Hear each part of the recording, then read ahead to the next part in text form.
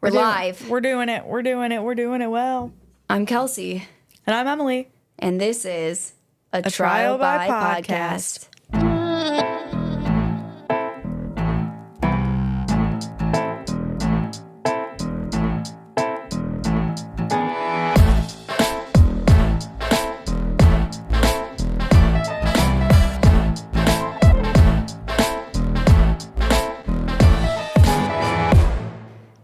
Hello, everybody. It is just Kelsey here for just a moment. So I biffed it. I messed up. We messed up. And I got to tell you about it really quick. So when Emily and I recorded this episode, which is the brutal attack of Alison Botha, we tried a new little setup in the pod lab. It was an epic failure, and we did not realize till after. So this episode is a little bit echoey. It is definitely way more echoey than we normally are. I really don't think it's that bad. But just in case this is your first time listening to the podcast, I wanted to give a disclaimer. Our audio normally is much better than this episode, and you'll hear that in the other episodes. We're getting better at it as we go on. But yeah, this one is a little bit echoey. So I did re-record a lot of the storytelling parts and cut those in to get rid of some of the echo, because for some reason, probably because I talk so loud, I'm a lot more echoey than Emily is. So if I think it should sound pretty good, but if you hear some weird cuts, it's just because I was cutting in my portion where I'm telling the story, just because I don't want the echo to distract from the story. I think this story is so important. So with that being said, let's get on to the episode. Thank you for understanding. Okay, so we're going to get into the story pretty quickly, but before we do, I just wanted to shout out TikTok. There's like a couple girls on TikTok that are the loves of my life. Our girl Kensley, shout out, who was like the first person on TikTok or anywhere, first person that we didn't know to like say that she listened to the podcast and enjoyed it, and she like made my entire life with that. And then there's like another girl, Valerie, who just is always like saying nice things on her videos, and I'm always chatting with her. And there's a couple other people too. I'm sorry if I'm forgetting you. I've been chatting with a handful of people, and it's just really fun because at first I was like, I hated making the TikTok videos. I was like, this is so not my thing. And then you hit one that's like, what's it at now? Like 20,000 views or something? Yeah. Going viral. Didn't I mark my words? I said, whatever, a couple episodes ago, we're going to be famous. Yeah. It just made me really excited because I'm like, I know that our podcast is good. We're going to get even better for sure. We haven't reached maximum potential. Yeah, we're not even close. We're mid right now. But I think for starting out, I know the podcast is good. And I think we're pretty natural at it. I mean, it's a lot of hard work, but I think the hardest part is getting people to listen. Like, even me, I'm obviously obsessed with true crime, but like, I don't know. There's some podcasts that I've heard about 100 times and I just never go to listen because I'm like, I already have some, or, you do go listen to some and you don't like them. And then you're like, what's the point? Whatever. But then every once in a while you find that one and you've heard about it 700 times before you actually listen. And you're like, oh my God, these people were right. And whatever. So I know that we've got to like, TikTok's going to be a good way to do it. To like reach a large following and then hopefully slowly convert people. Yeah. That's how I am though. Like I have my like tried and true podcasts and I'm like not a big straggler. Like I'm not one to try new ones, but yeah, when I do, I'm like, ooh, that was really cool. Yeah. Yeah. So anyway, it's just like, even like with very few followers and stuff, it's so fun to make the videos and then just, I don't know, have people conversate. And so like Valerie and Kensley and I think there was a girl, Victoria, when you guys message or comment and say that you listen and you're enjoying it, like it just really makes our whole fucking day. It does. It means a lot because like my entire life outside of my day job is doing this. And so it's like, okay, someone's enjoying it and not just listening because it's like a family member or something that's like trying to be supportive. So anyway, so I just wanted to give a shout out and say thank you. And I love you guys. And yeah, I hope you enjoy this episode. With that being said, we're talking about the TikTok and getting people to listen and whatever. If everyone listening can do me a favor, this one's pretty easy. If you're listening to True Crime Podcast right now, I'm assuming that you have friends that like true crime too. Please tell them to listen to the podcast if you're enjoying it. If you like it, you don't even have to give them a send good it to old them. spread the word. You don't even have to send it to them right now. Just next time you're talking about true crime with people, think about us and give us a mention, because I think that's the number one way to do it. Like, that's how I'm pretty sure I told you about Morbid, right? Or I know. Oh, yeah. Okay. Yeah, you're the one that told me I about told Emily, I told my cousin Katie, I'm like, you guys have to listen to this podcast. And Yep. And now I listen to it all the time. Right. So, because you trust your friend's opinion. So, anyway, now that we're almost 5 minutes in already, let's get to the story. This one is a very dark story. I had a feeling that was going to be like that today because it's like dark and stormy outside. Yeah, I was thinking when I was bad driving home, I'm like, this is the day. Today's the day. Yeah, so trigger warning, there's going to be a lot of in-depth discussion about sexual assault and rape in this episode. There's also going to be like very graphic descriptions of like violence and injuries. You're making me scared. And so like if you're what's the word? Like someone with a weak stomach or Queasy. Yeah, like you might just not like this. So whatever, but you can skip through those parts or you can come back next episode. But like I definitely wouldn't be like eating a meal while you listen to this if you have a weak stomach. So anyway, today I am going to tell you the story of a woman named Alison Botha. Now, some people, they already know when you just heard that name. But for those who don't, I have never heard of her. You are in for a insane and very sad, horrible story. Oh. In 1994, a 27-year-old South African woman named Alison Botha had just returned home from dropping off a friend when a man yielding a knife forced her into the passenger seat of her own car. The man then proceeded to go pick up a friend to join him before driving Alison out to a remote area. There, Alison was raped, strangled, and stabbed over 50 times. She was disemboweled, and her throat was cut so deeply she was almost decapitated. The investigation led detectives somewhere they never expected, down a rabbit hole of Satanism, demonic possession, and exorcism. Goddamn. Now, the two men who did this to her were found and tried and sentenced for the crime, but they were granted parole just last year in July of 2023. So they are now walking the streets free.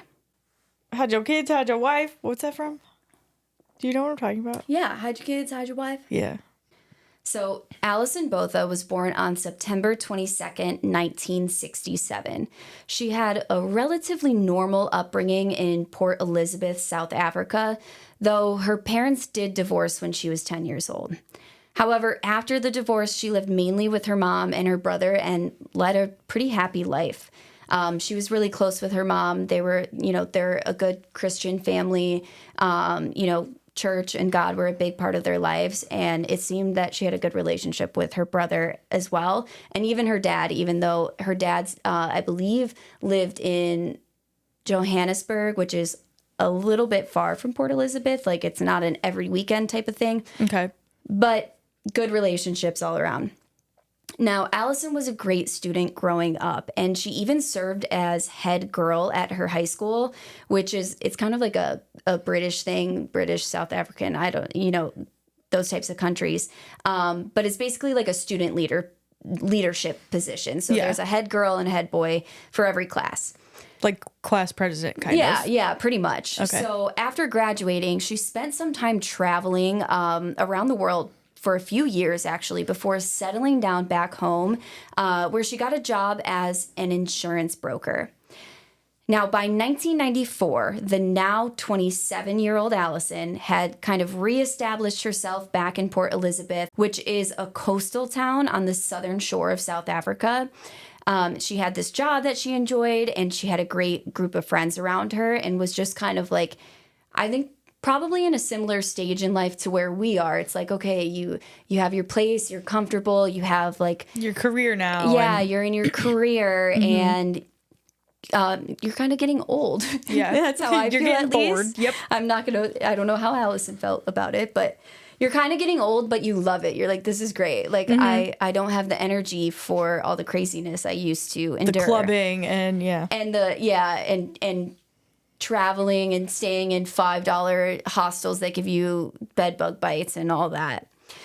So on December 18th of 1994, Alison and her friend Kim spent the day at the beach because remember, we're in the southern hemisphere, so it is hot, hot, hot in December. So they spend the day at the beach. They're relaxing, soaking up the sun, and after what seems to have been a really great day, they kind of just wanted to keep the fun going. So they headed over to Alison's flat. When two more of Kim and Alison's friends showed up unexpectedly, the group they're like, all right, we got more people. Let's keep the party going. So they ordered some pizza. They're like playing games. I think they were playing Balderdash. What is Balderdash? Yeah. You never What is that?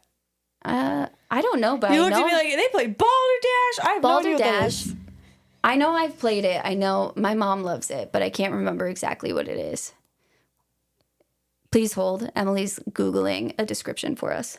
Just read us the full instruction manual on how to play. One player chooses any one of the 5 words from a card, then flips the card and in random order reads aloud all 5 definitions. The other player then chooses which one he believes to be the correct definition, and if right, scores 2 points and moves 2 spaces on the board.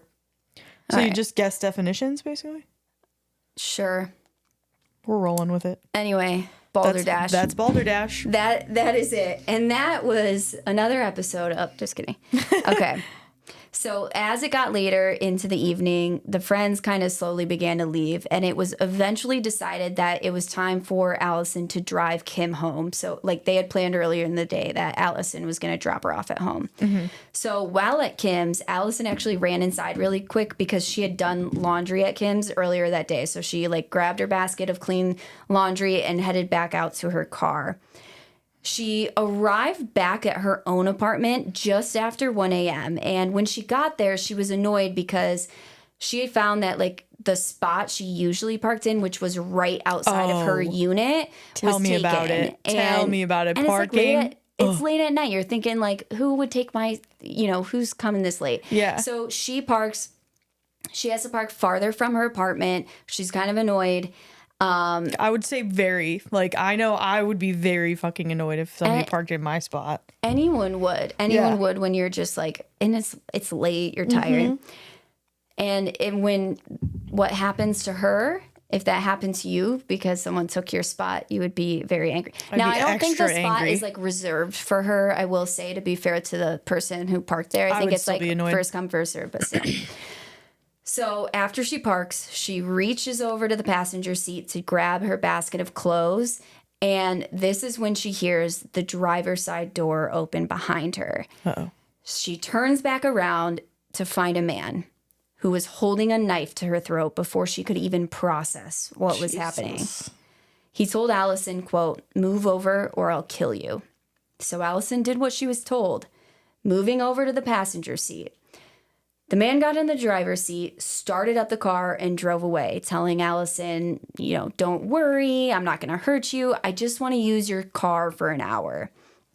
Now, the man throughout this car ride seemed to be a little bit oddly polite, kind of making small talk with her. Yeah, for somebody that just held a knife to her and was like, if you don't move over, I'm going to fucking kill you. Yes. So I just want to borrow your car for an hour maybe. Do you think that's okay? Yeah. Yeah, and it gets weirder throughout the story. Ooh. So it's reported that he asks her what her name was, and she lied and said it was Susan. Good for her. Smart.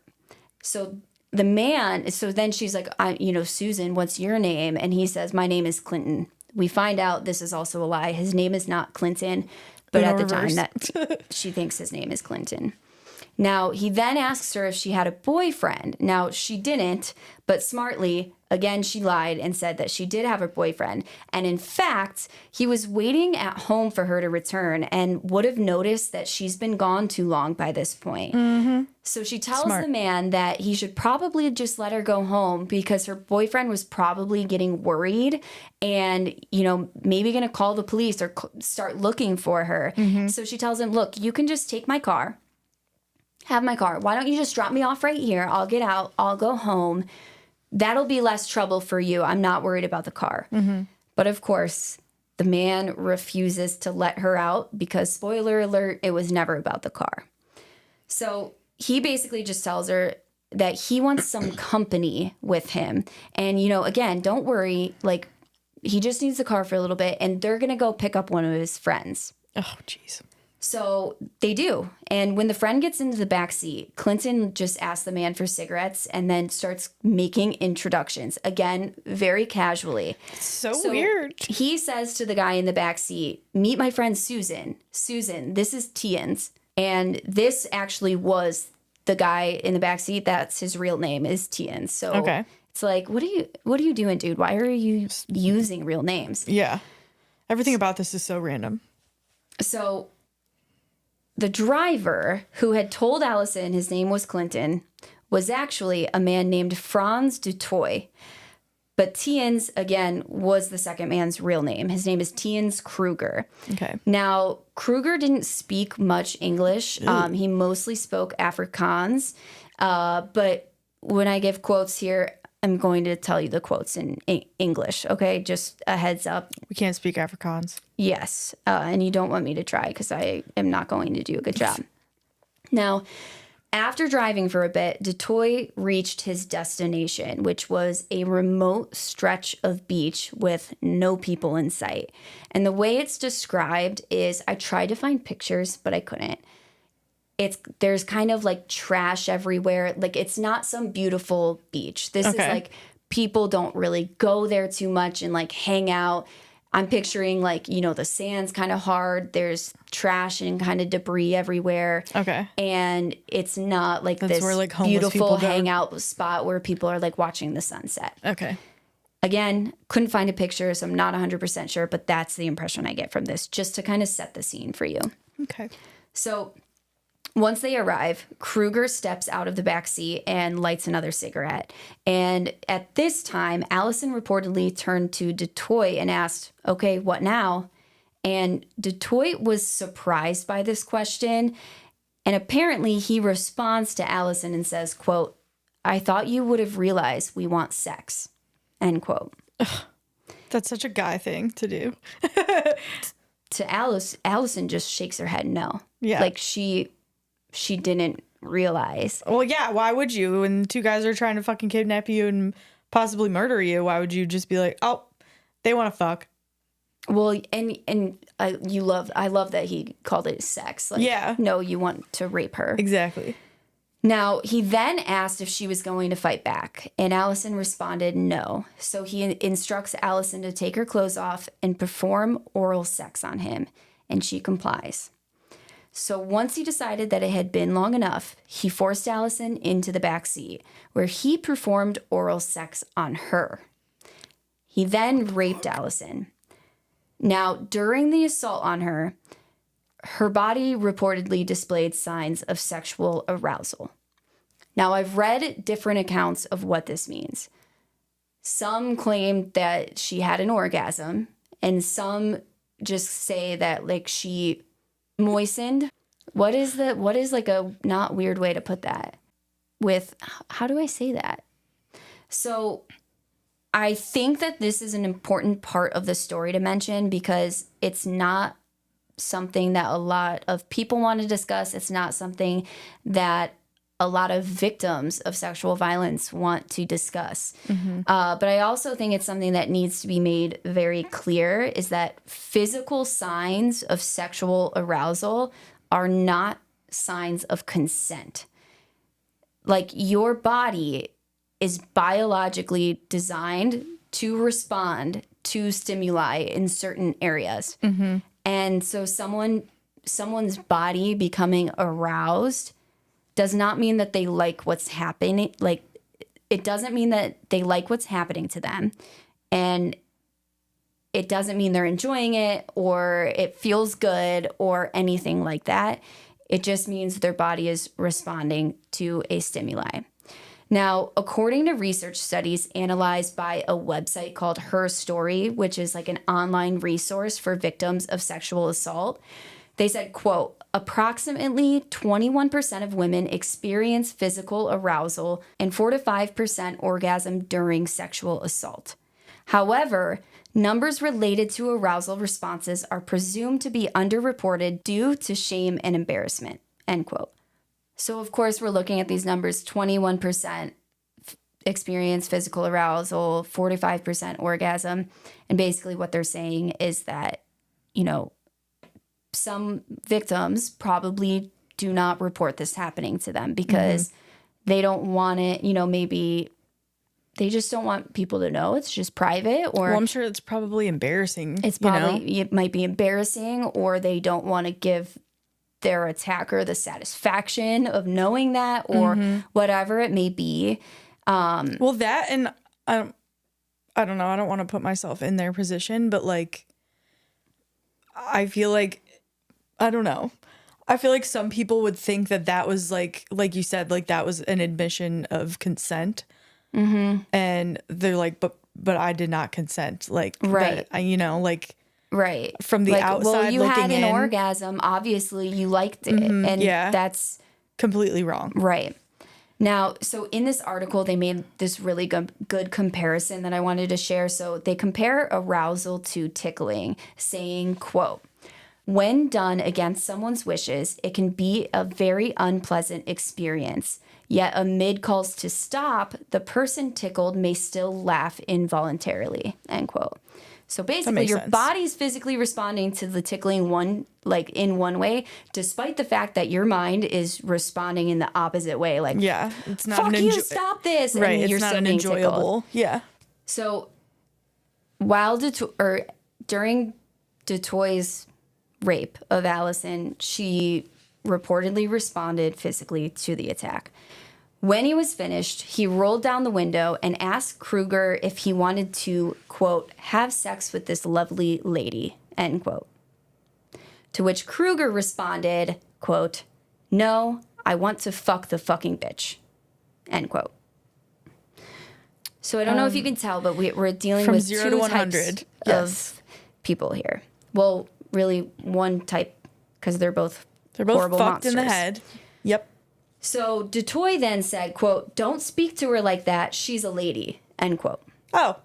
Now, it's now kind you of... want to defend her. Okay. Right. Okay. And I'm sure that's what she was thinking in the moment. Like, oh, thanks. Yeah, like I'm such a lady. Yeah, right. You literally held a knife to me and then raped Fucking me. hypocrite. So this may sound kind of weird. Like, we're talking about how the one guy, Toit, who's the driver, who was the one with the knife who originally kidnapped Alison. The polite rapist. Yes. That's actually what we're getting to. So, like, the whole time he's like making small talk. Oh, do you have a boyfriend? Oh, don't worry. It's going to be okay. And she's a lady and blah, blah, blah, blah, blah. So basically, there's different categories of rapists that kind of describe, you know, what their motivations are, what their fantasies are, and like how that affects the way in which they assault their victims. And one of these types is known as a power reassurance rapist.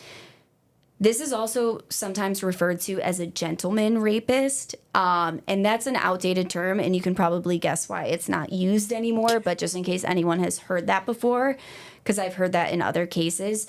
But a power reassurance rapist is basically someone who almost wants to convince themselves that the victim is consenting. So, like, their fantasy is that the victim wants to have consensual sex with them. That's what gets them excited and is like, whatever.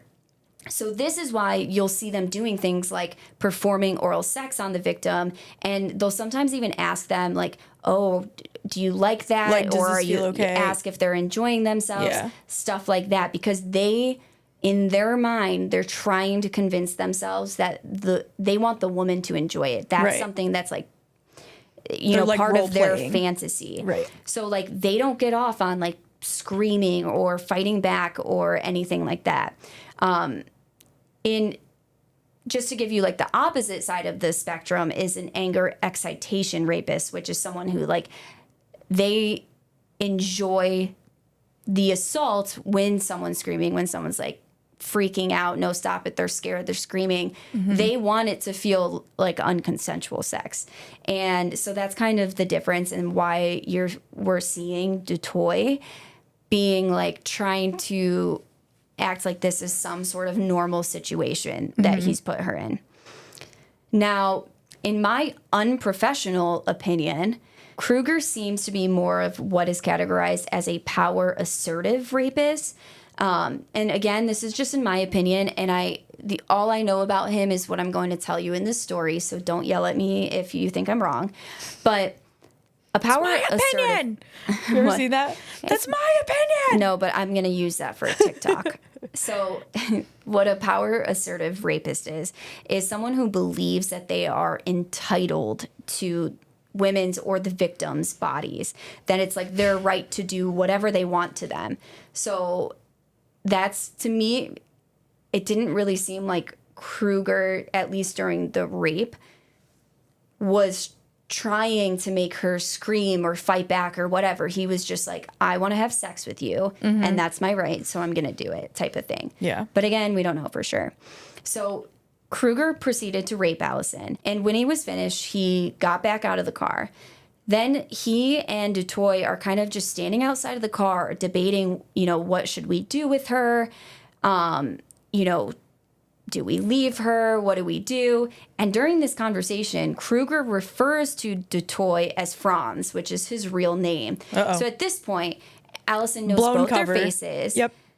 She knows both their names and like what they looked like, whatever. She could easily identify these guys. And so right in front of Alison, they're just debating, should they leave her there naked and just like leave her on the beach and risk her going to police, or should they do what Satan would want them to do and kill her? Good Lord. So once they made their decision, they told Alison to take off the 3 rings that she was wearing and give them to Krueger. Toit then got in the back seat and strangled Alison. It took a few minutes, but when they thought she was dead, they removed her from the car, and they're planning to just leave her body on the beach to be found. They don't want to deal with disposing of the body. And These guys sound like fucking idiots. dude, you don't even know.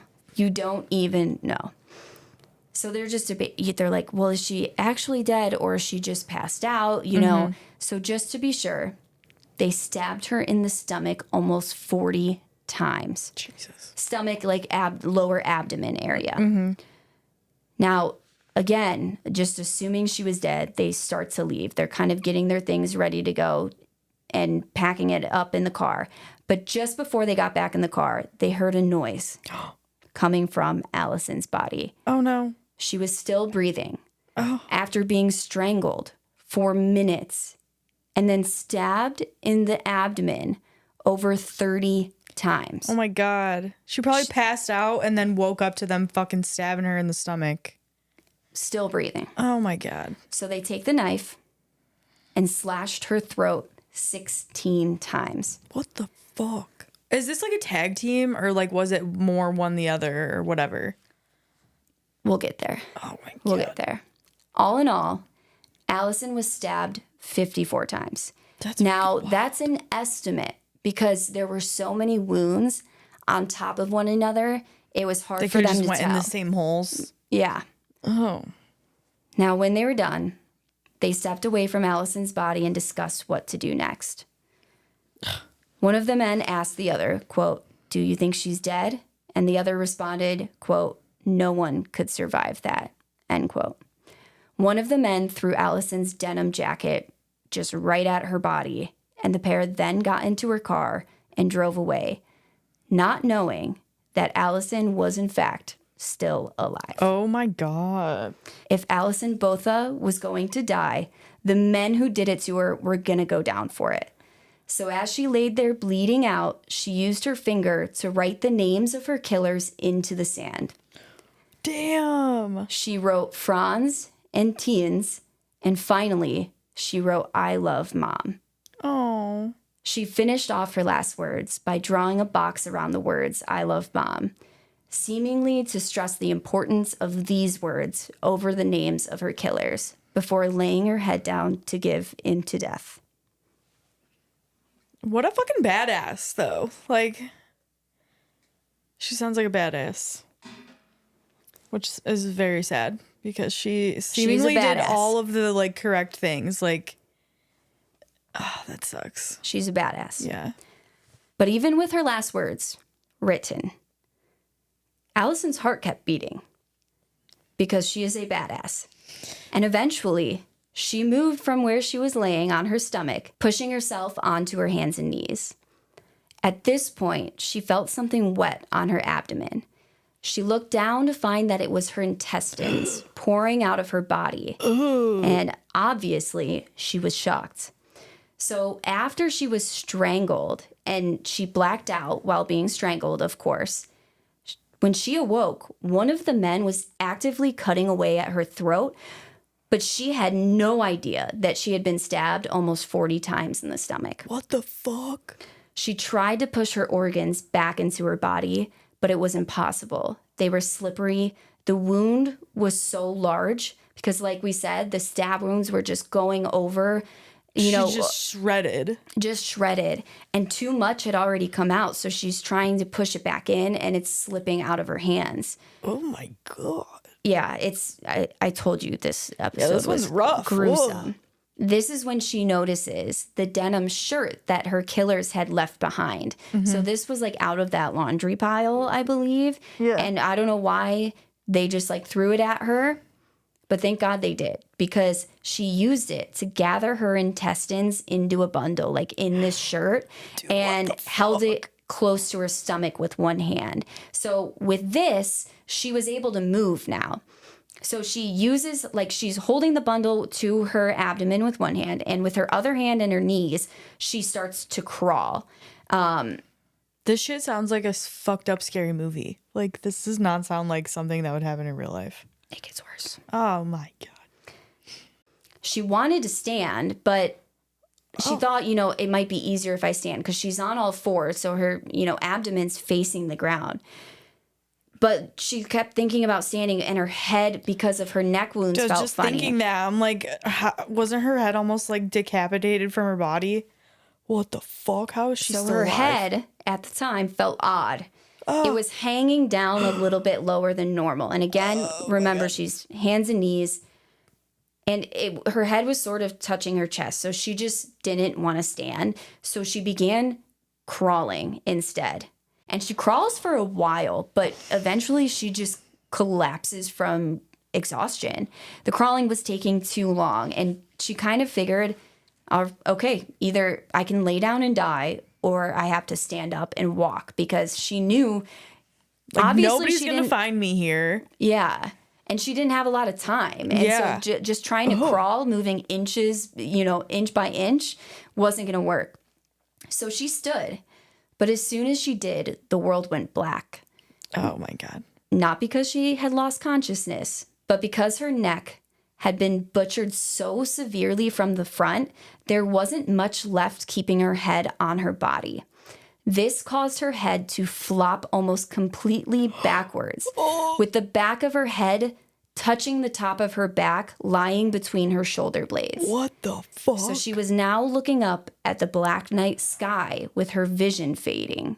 Because something is being cut off from her brain. Yeah, I don't like it. Oh, you don't like the image of your head falling off of your body while you're alive? How is that even possible? Like, wouldn't she, like, lose... How, like, isn't there something that, like, connects your fucking spine to your brain? And, like, I think that's the only, because we're going to get into some of the details or whatever of what, you call it. Yeah, we'll get into some of the details of what was severed in her neck. God. But These dumb motherfuckers. Dude, that is so fucking rough. Like, they that's wild.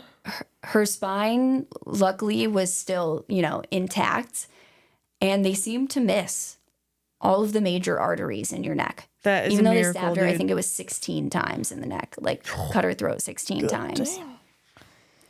So I don't like it. I'm like sitting in a ball.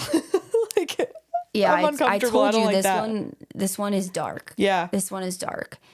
So with one hand still holding the denim wrapped intestines to her abdomen, she had to use her other hand to physically lift her head back onto her neck. How the fuck is she still awake? Isn't your body supposed to be like, oh, we're shutting down, this is too traumatic? Dude, What the fuck? I don't know. So, with her head back where it's supposed to be, she went to press her hand like against her throat to slow the bleeding. She's thinking, let me grab my neck, try and slow the bleeding. But the wound was so large that her hand wasn't big enough to cover it. And when she went to grab it, her hand basically just went inside of her neck. But Alison held her head up and she kept walking. What the fuck? Every so often, she would fall, causing her head to kind of like dislodge, which would make her vision black out. Whenever her head wasn't in the right position, her vision would like be black and she couldn't see. Yeah. So, and of course, she's falling. She loses her intestines that she's holding. So every time she would fall, she would have to gather her intestines back up, readjust her head, wait for the vision to come back, and stand back up. This is mind-blowing And then now. continue. So she walked for what felt like forever until finally she reached the road. She stood in the middle of the road to make sure that the next car that came by would see her. Oh, But it didn't come as quick as she wanted it to. what the fuck? So eventually she sat down in the road thinking she might die there if no one comes. But eventually a car did come and it stopped.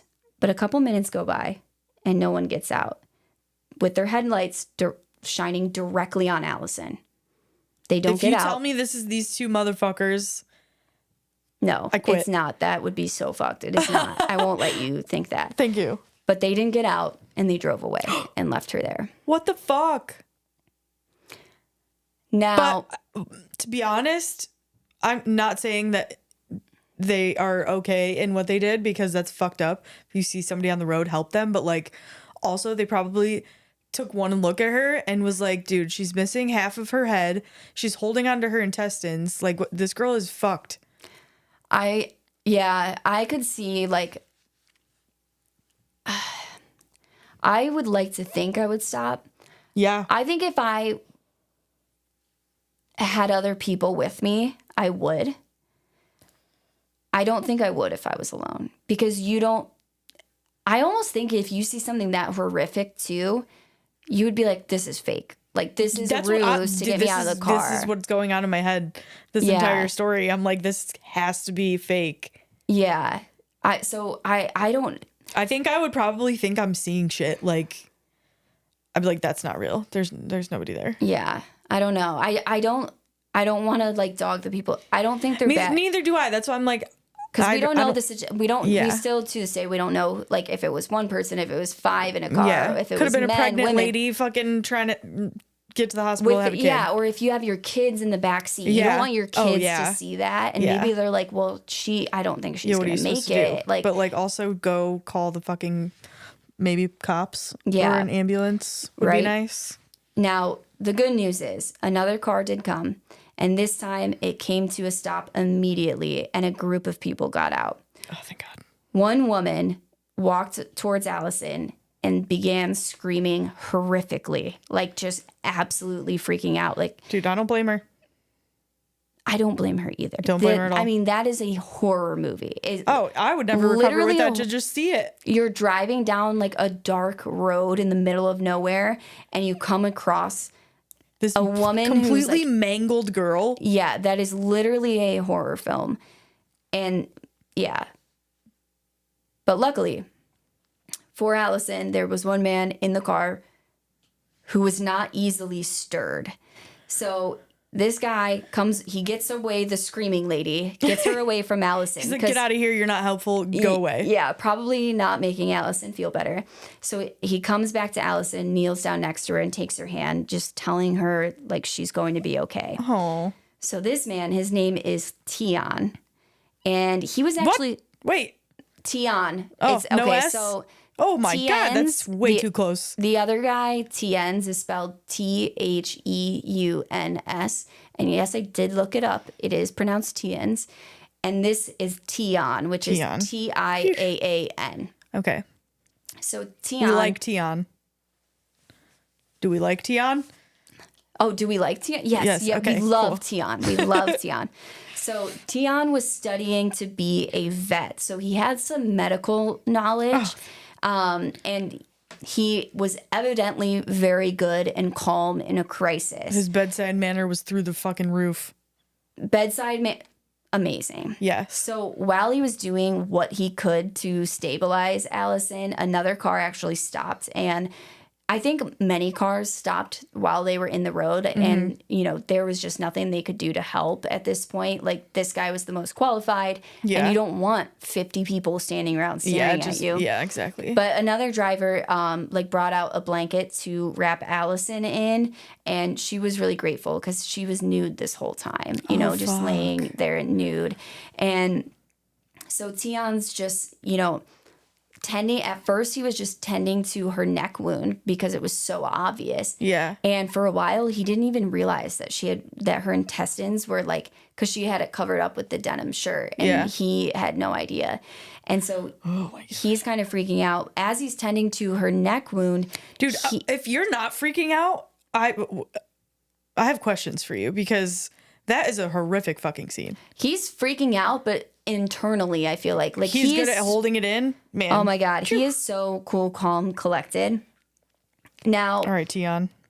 While he's tending to her neck wound, he sees what he believes was her thyroid hanging out of her body, and it was cut in half from from the stab wounds. Yeah. So he smartly had to tuck it back into her body to keep it moist because it was still attached. And this actually is something that they think really helped save Alison. Yeah. And save, so she can live a somewhat normal life physically after this. Yeah. Well, your thyroid controls a lot of fucking shit in your body. All of your hormones are controlled by your thyroid.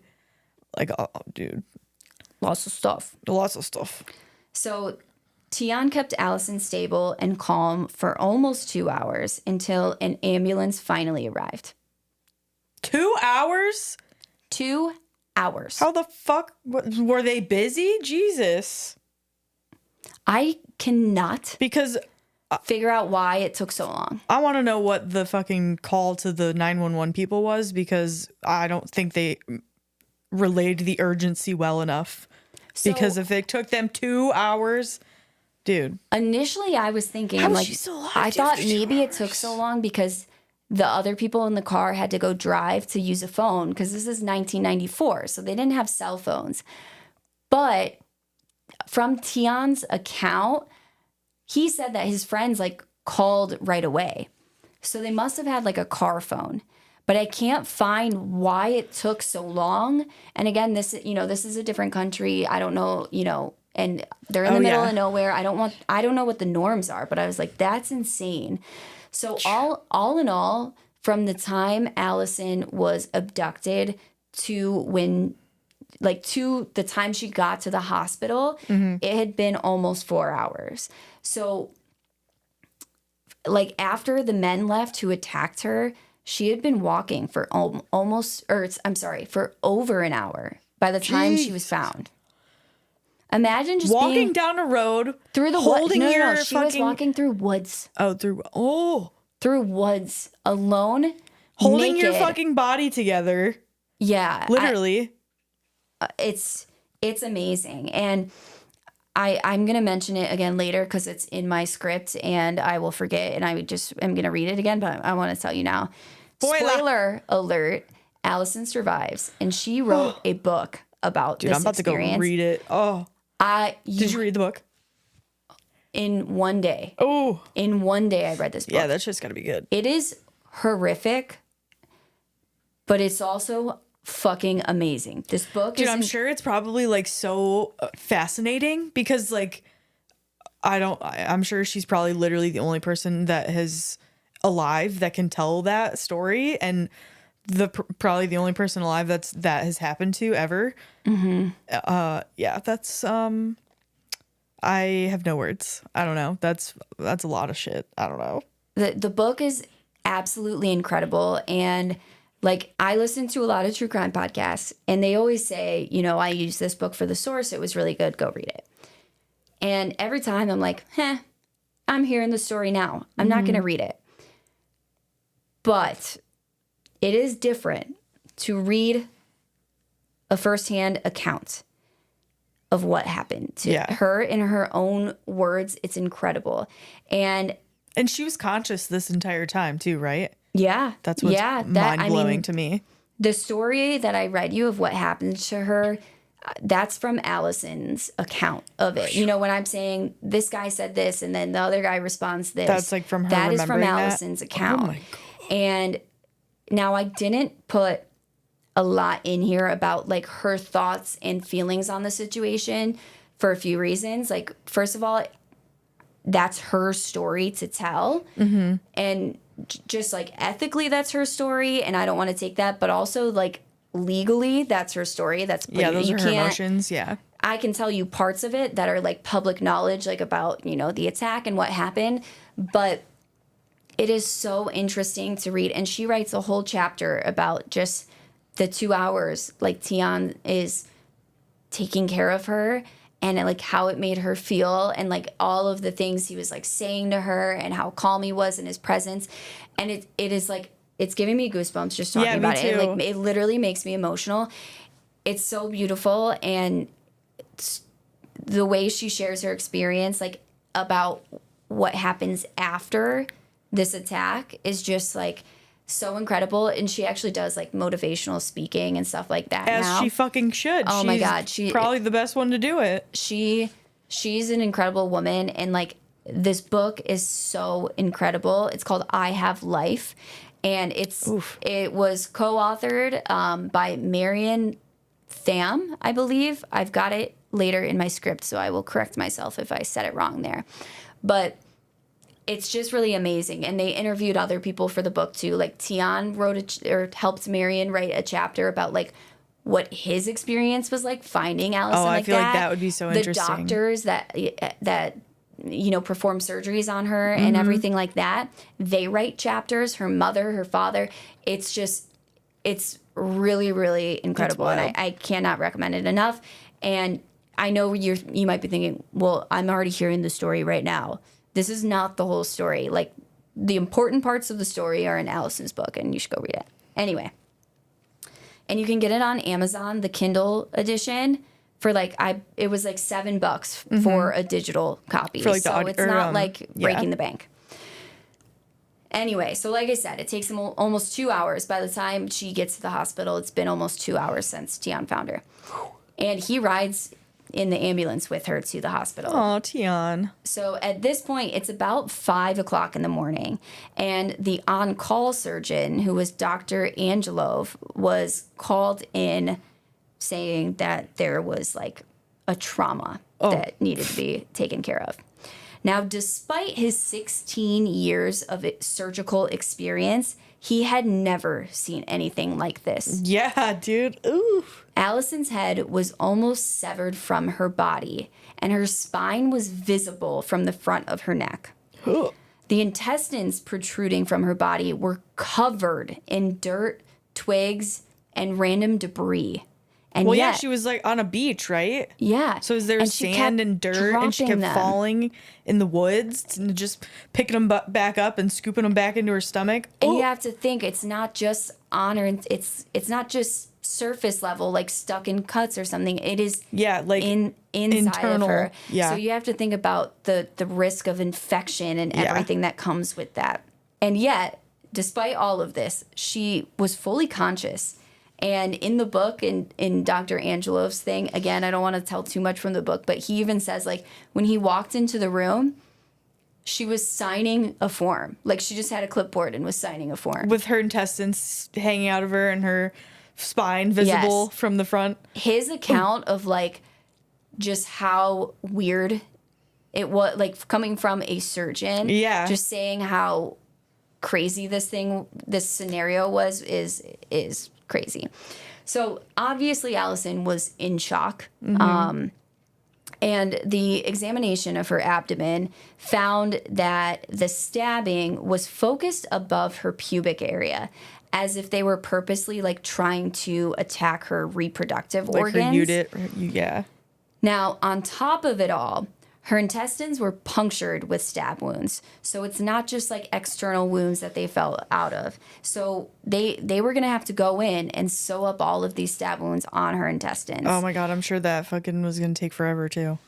Yeah, yeah. And it's super interesting because in this story, there's a lot of, you kind of asked earlier, like, how could someone survive all this? I don't remember exactly what you said, but be conscious through all of it. How could they be conscious through all of it? And you were saying, how was her head still attached and whatever? Yeah. And what we see throughout this story is there's a lot of, like, tiny, I don't want to say accidents, but accidents that saved her life. Tiny miracles, I would call them. Well, yes, tiny miracles. And Alison actually in her book describes, like, the spiritual experience she had. Oh, wow. About, like, facing death and all of this stuff. And it's really incredible. But yes, I think Alison would call them tiny miracles. Oh, I'm not a reader, but I really want to read this book because I'm so interested in, like, how she fucking was able to get through all that. Like, I don't know. I'm having a really hard time grasping. If you are aware of what's going on, then I for one would not be conscious. I don't think that I would have that in me. Well, and she talks about, like, laying there and having this internal debate. Like, she talks about how death didn't seem scary. Yeah. It seemed like peace, and she just felt like if she chose to just, like, let go, she knew she would be okay. And she even used the word glorious at one point. She said death seemed to be glorious in that moment. Yeah. And that the worst option, the harder option, the scarier option was to just get up and try and survive. Yeah. And you can kind of understand that in that moment. Oh, yeah. And yeah, it's chilling. It's chilling. Yeah, it literally is giving me goosebumps. Yeah, and it's amazing at how she's handled it, but it's just so horrible because no one should ever have to experience something like this. And it's just horrible because we tell all these stories where same thing happened to another girl, but she didn't survive. And so you don't have that firsthand account of, like, I had to hold my intestines to my stomach and just to hear, like, really what the worst things a human could ever experience, like, what that actually feels like is just, I don't know. It's gut-wrenching. It's a lot. Anyway, so like I said, her intestines were punctured with these stab wounds. And normally, even if someone, like, made it to the hospital and survived, they would end up dying from infection because when you stab someone and there's feces in your intestines, that they kind of like explode. Toxic, yeah. They explode and feces would leak into your gut. And at that point, especially after hours of it being there. That's why they say, like, when a woman is giving birth and their child or their, like, amniotic sac ruptures and they're still inside, that's why it's, like, so like very deadly, because that's all toxic. And, like, if that gets into your bloodstream, it's like you go septic and die. Yes, yeah, exactly. That's what they said. So they said normally someone with these type of wounds, like, after that long, even if we can, like, get them through a surgery to repair the wounds, they're going to die from infection. Yeah. However, A common reaction to strangulation is an emptying of the bowels. So when she was strangled, She pooped her pants and yes, saved her life. and it saved her life. Dude. Because otherwise, she most likely would have died from an infection. Yeah. And that is one of the tiny miracles. Damn, that's Another one of the tiny crazy. miracles was them throwing the jacket at her. Why did they leave that jacket behind? Yeah. Yeah. But she needed it. She would not have been able to walk that far. Like the intestine, they're slippery. You can't just like, and they're so long. Like she couldn't have just dragged intestines them are what, behind like her. 40 feet long or something like that? Yeah, like it's just crazy. So This whole story is crazy, dude. yeah, This is crazy. and we're not the only ones who are amazed. Even the doctors were just absolutely dumbfounded at how she was still alive. Yeah. Dr. Angeloff said that neck wounds like Alison's usually cause the victim to choke to death on their own blood. But Yeah, dude, that's another. It's like, what the fuck? Everything about this is like, there's no fucking way. There's no scientific way that she should have survived. I feel like, yeah, this is a crazy fucking story. Dr. Angeloff does say in the book, he said something along the lines of like, he's not necessarily like a huge believer, but he said, Oh, I'm I sure can't- this did. I'm sure this changed his mind. he basically was like, I can't explain how she survived except that it was a miracle. Yeah. And yeah, it's crazy. So one of the reasons that she was able to survive was because, like I said, none of the neck wounds had hit any like big arteries or like, you know, her jugular was Because these intact. guys are fucking idiots. They stabbed her, like cut her throat 16 times to the point where she was almost decapitated. They completely cut through her windpipe, like 100%, completely through, but missed all of the major arteries that are like, some of them are in the very front of your neck, you know, like you Yeah. can feel your pulse. And Well, your carotid is like right, what is it, on the left side, right? Or something. I don't know. It's in the front, I thought. I don't think it's in the back. Isn't that the jugular? I don't know, man, but Someone give You us got an a lot anatomy there. lesson. yeah. But so that they're saying this is one of the tiny miracles is that, you know, they miss all this stuff. But the other tiny miracle is that they cut all the way through her windpipe because this allowed her to breathe. So at that point, she was breathing through like her neck. I wonder, because they went back and did more fucking shit to her when she was unconscious. Like, I wonder if they didn't do that, if she would still not Right. be alive. So- Like, I wonder if she would have survived if they didn't go back and do more. Right. Right. We'll get to some more details about what happened. Now, after less than 4 hours of surgery, Alison was wheeled into the recovery unit. Damn. Less than 4 hours. I was surprised. I thought they were going to be like, she was in surgery for 20 hours. Well, yeah, especially for having to fix all of the like cuts from her intestines. 4 hours, dude. And they basically had to pull out all of her intestines, just washing them like in baths of I think it's saline or something. Just trying to get all of the debris because there was so much. And 4 obviously, hours. Damn, they must have been fucking cruising. right. And for this reason, like even though she made it through the surgery, her prognosis was not good. They still probably, you know, kind of expected her to die because the risk of infection was so high. Yeah. And like we said, normally infections like this, especially just like such a huge area, would likely make you go septic, like you said earlier, and your organs would start to fail. But after 4 days, there were no signs of infection, and Alison seemed to be out of the woods. That's crazy. So Alison Botha had indeed survived what her attackers and even some of her doctors thought that no one could. So I love that she remembered that they said that too. There's no fucking way she would have survived that. they said no one could survive that. I did, bitch. Right? Oh, what a big slap in the face to them. I did, bitch. Shit. Yeah. Like, amazing. Amazing. just hours after she had that life-saving surgery, or I guess it was probably multiple different surgeries at once, 2 officers came to the hospital to speak with Alison. They asked her if she would be able to identify her attackers, and with certainty, she said yes.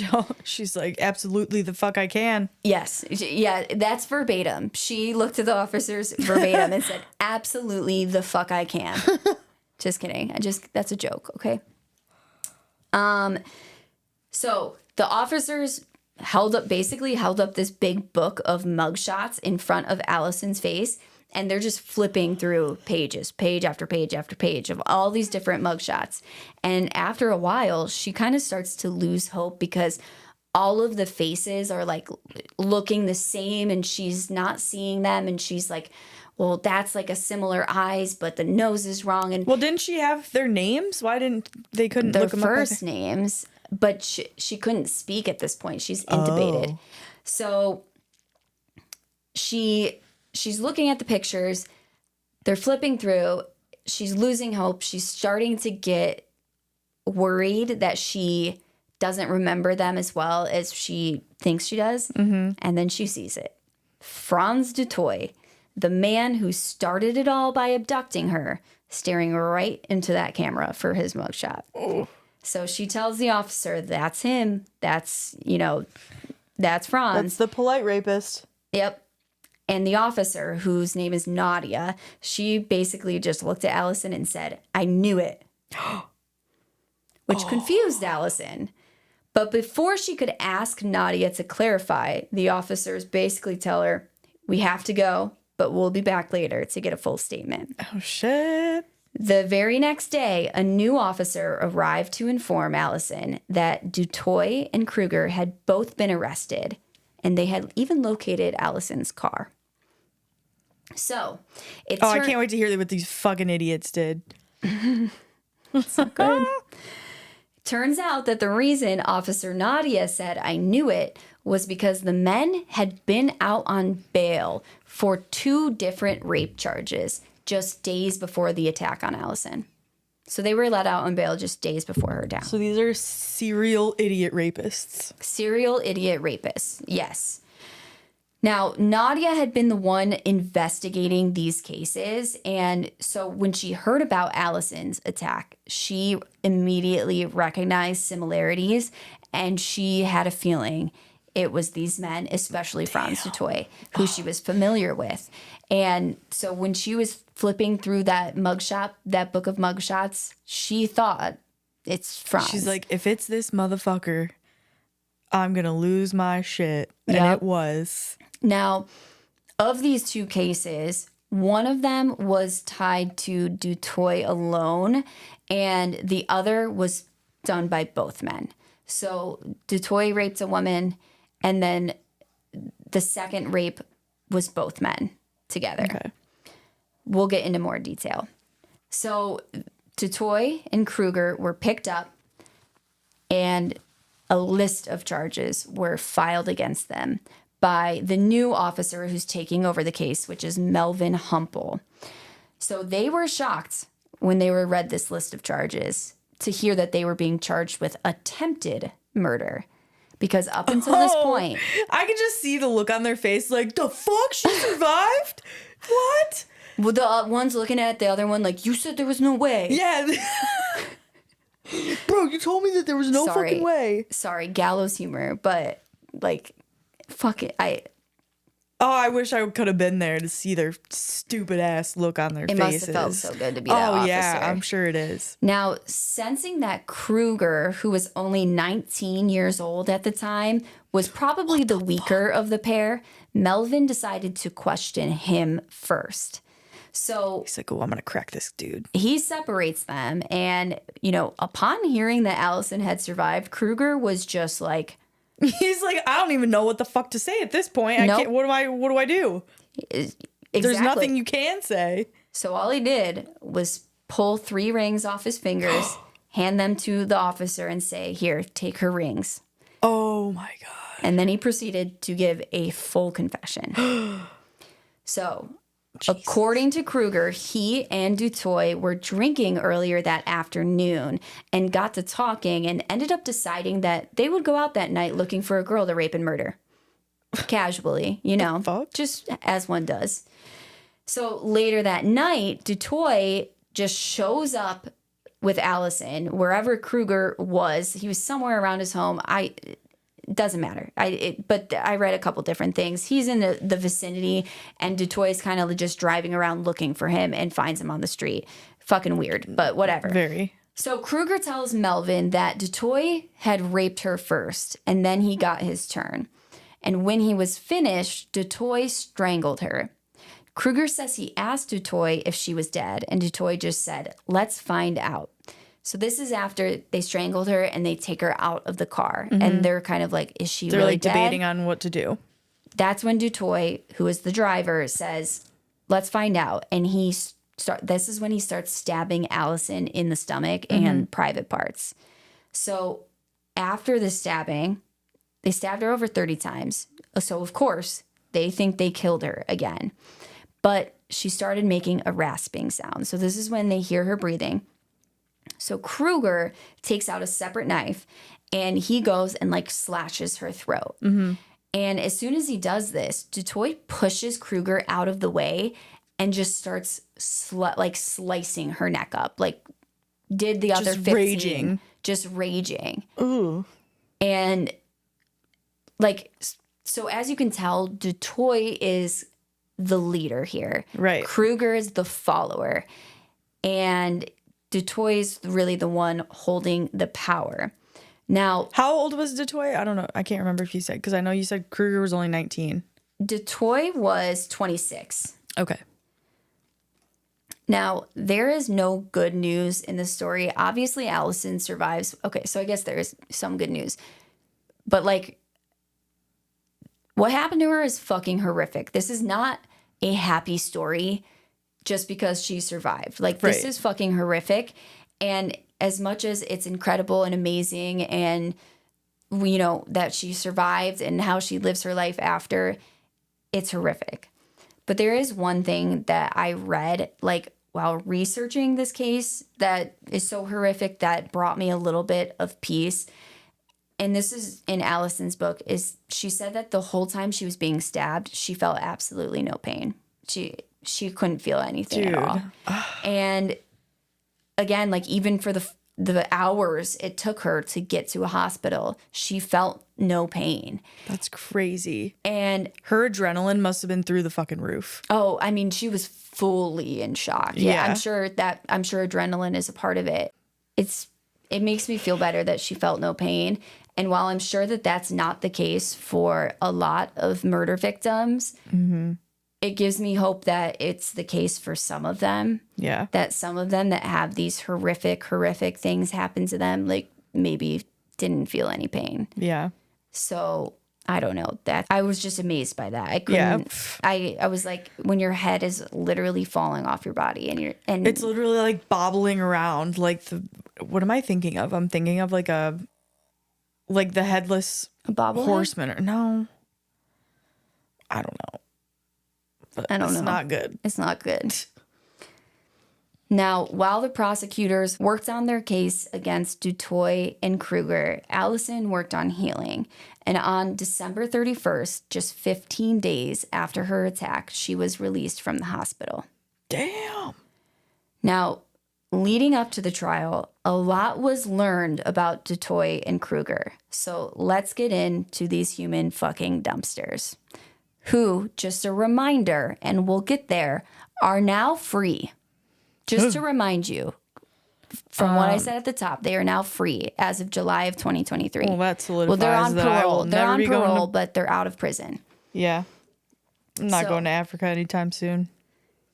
At the time of Alison's attack, Frans Toit was 26 and Tiens Krueger was just 19 years old, like I previously mentioned. And it was evident, and not just based off the age, that Toit was the dominant one. Now, Toit's father was actually a police officer. Oh, my God. What? I couldn't hate him just when I thought I couldn't hate him any fucking more. And yeah, and it's just interesting. Also, No, because he thinks he's a privileged little shithead. yeah. And the best part is the family was reportedly raised with quote unquote Christian values. Oh, yeah? When he was asking what the devil would think he should do? Well, yeah, he goes off on his own later on. Clearly. So he pretty much at a young age goes against these Christian values. When he was in the 8th grade, he set fire to his school dormitory. Red flag. Red flag. And after he was caught, he claimed that it was heavy metal music that used hidden messages that told him to do it. Oh, he's the worst kind of fucking person. Music told me to do it. This whole story dumbass. is very satanic panic, and like the media surrounding the trial like was very like killers said Satan made them do it, and like that kind of like satanic panic shit, and it pisses me off. He probably blamed it on corn. It's just fucking human dumpster is just trying to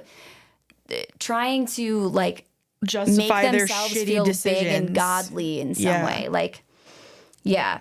Hate it. So after burning the dorm down, he was expelled from the school. Probably not a big surprise. So his family relocated to Adelaide, which is about 90 miles away from Port Elizabeth, where the attack on Alison happened. So it's in Adelaide that Toit met a girl who he claims had witchy powers. Based on his account, he says that this girl had these witchy powers and she would hold rituals and ceremonies to summon demons. 13 years old, apparently. But anyway, so she would summon demons, Hades honey, and it was during one of these rituals that Toit says he first became possessed at the age of 13. Wah, ghost got me. Wah. So the ghost told me to do it. Yeah. I can't take any accountability for my actions. A ghost told me to do it. He took over my body. I was listening to bad music and they also told me to do it, so I did it. Yeah. It was the metal music. He also began slacking off in school at this point and failed the 9th grade twice. So that just is evidence Sounds like a top-notch dude. This is just evidence that this guy was a stupid motherfucker. He came out dumb as fuck.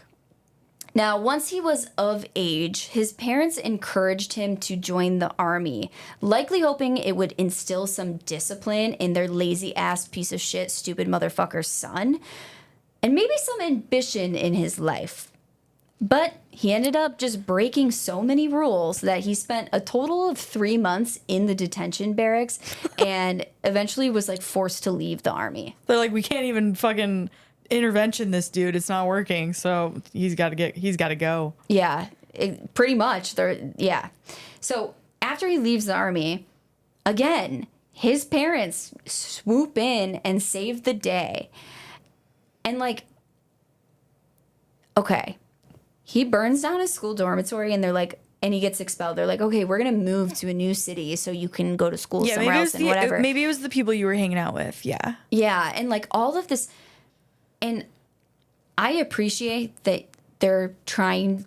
I don't know for sure, but I assume they're just trying to be good parents and like support their son. These motherfuckers take it a little too far. Like, it's just they're like, eventually oh, no, he didn't do that. Once he's a grown up, he's got to learn that there are consequences to his actions. Yep. Okay. And no, I don't have kids, but yes, that is my parenting advice. Now, take it or leave it. He leaves the army. His parents swoop in and they help him get a job as a miner. And he did stick with this one for a little bit, but not too long. So around the same time, he meets a girl, gets married, and has a baby. He's working as a miner. He's been there for a little bit. It's like the longest thing he's done in a long time. He reproduced not long after his daughter was born. And he had a girl? Yes. But don't worry, he didn't interact with her much because pretty soon after she was born, he left his wife and child behind and quit his job. According to a South African newspaper, which translates to The Citizen, he did this because his wife, quote, didn't satisfy him sexually, end quote. Oh, I just... Motherfucker such a piece of shit. Can't keep a job, burning shit down. He is saying, oh my God, a demon possessed me, and that's why I failed the 9th grade He's twice. like, oh, but it's okay. My parents will come in to save the My rescue. mommy and daddy will come get me, which is fine. Hey, your kid's a good person, and they're not burning down fucking buildings, and they're just trying to figure it out in life. Fine, help them. They're your kid. You love them for sure. He took it way too far. He took it way farther He than that. burned down a building. Yeah. Like, oh my God. And then he didn't think that it was his fault. And then he left his wife and child. Anyway, so after leaving the wife and baby, he moved to where, like, his parents were living in Port Elizabeth. And again, they try and help him pick up the pieces of his life by helping him secure a job as a truck driver, which he was later fired from after he stole money from the company. So he left his wife and child. He's doing everything that you should not be doing. And the parents were like, yeah. It's all wrong. Let's help. Not that you shouldn't help him get a job, but you should be like... At what point do you draw the line and you're like, this guy needs professional fucking help, and I don't think it's going to be us that's going to be helping him?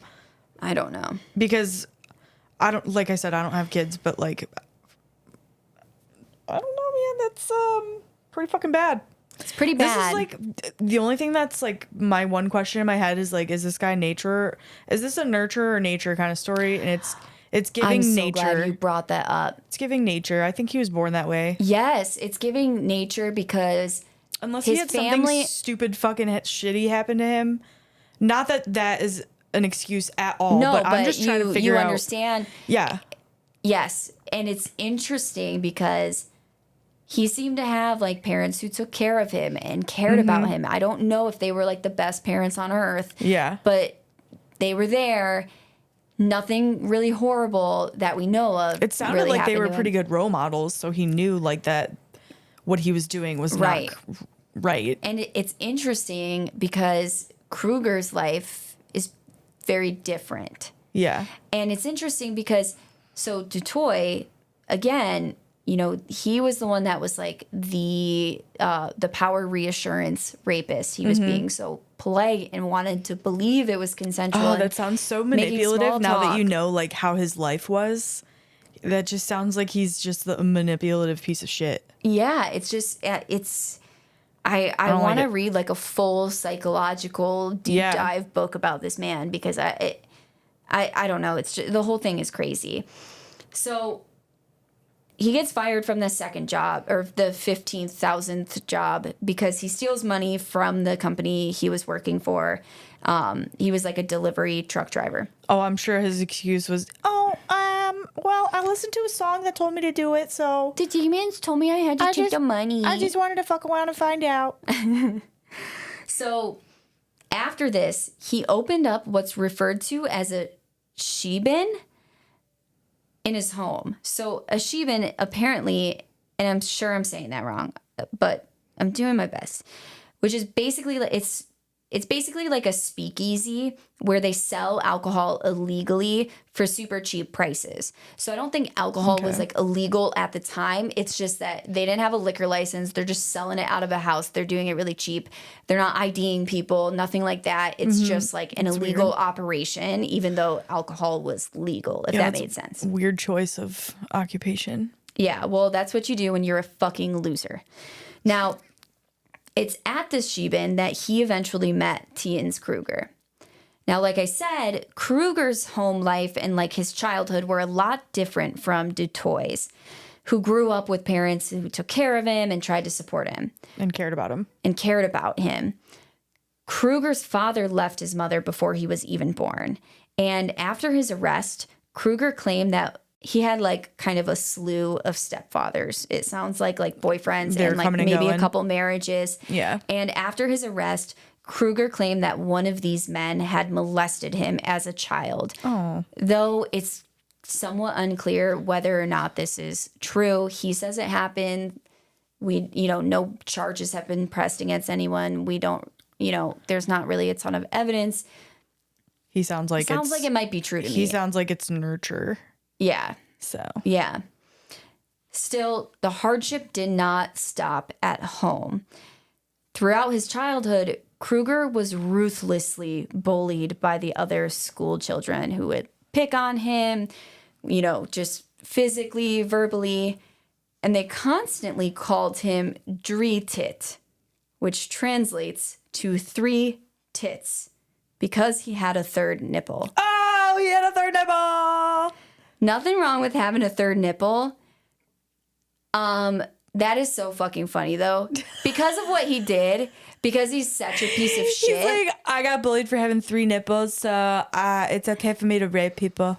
It's just like, I understand kids were probably so fucking mean about it. Like, kids are so mean. And when you were a kid, you probably cared so much. Kids are mean as fuck. Kids are mean, but like... But also, like, when you grow up, you should be able to look back and be like, who fucking cares that I have a third, Yeah. Literally no adult would care if someone had a third nipple. Like, dude, that would not, like, phase you at all if you were dating someone. If you found the right person, they'd probably think it was pretty fucking cool. Yes. Yes. Dude, that's true. Who's out there? That's got to be some, like, calling all category. Unicorns with 3 nipples. We love you. We praise you. Yes. We love a 3-nipple queen. Or a king. Or king, in this case. Yeah, I love it. I'm here for it. I mean, not like super here for it, not like in a weird way. I support 4th nipples, dude. Dude. You got a dog with 6 nipples? Support that. 6 puppies, dude. But I don't support Krueger's nips. And I would ruthlessly bully him if I ever saw him for it, but it's just because of what he did, not because a third nipple is even like funny to bully about. Like, that's such a lame thing to pick. Like, right. Like, but also like the outcome of that was, yeah. Still. If you have 3 nipples and you got bullied as a child, doesn't give you the right to do anything close to what this guy did. Absolutely the fuck not. Now, where was I? Now, fuck. Emily, you're making me laugh and it's not funny. Okay, so Krueger is a little bitch and he became so depressed because of his third nipple, even though it's cool to have a third nipple. And he started self-medicating with drugs and alcohol at a young age. So he ends up dropping out of school after his sophomore year of high school. And like Toit, he also joined the army. Another thing he did like Toit is he kicked out of the army? Oh, no. No? Well, no. But he did claim to have, quote, an intense sexual relationship, end quote, with a witch who brought him into Satanism. And that's according to that newspaper that it translates to The Citizen. And I translated it to English because I can't pronounce the original. So he says, when I was a teenager, I had this sexual relationship with a witch and she taught me all about Satanism and demons and blah, blah, blah, blah, blah. And after his arrest, Krueger was evaluated by a psychiatrist. And he basically is like telling the psychiatrist all about Satanism and his connections with demons and how he planned to gain the power of a demon. So I would try to, I'm like, what is this plan? Was that something about these attacks? He thought he would like gain the power of a demon, but I don't know.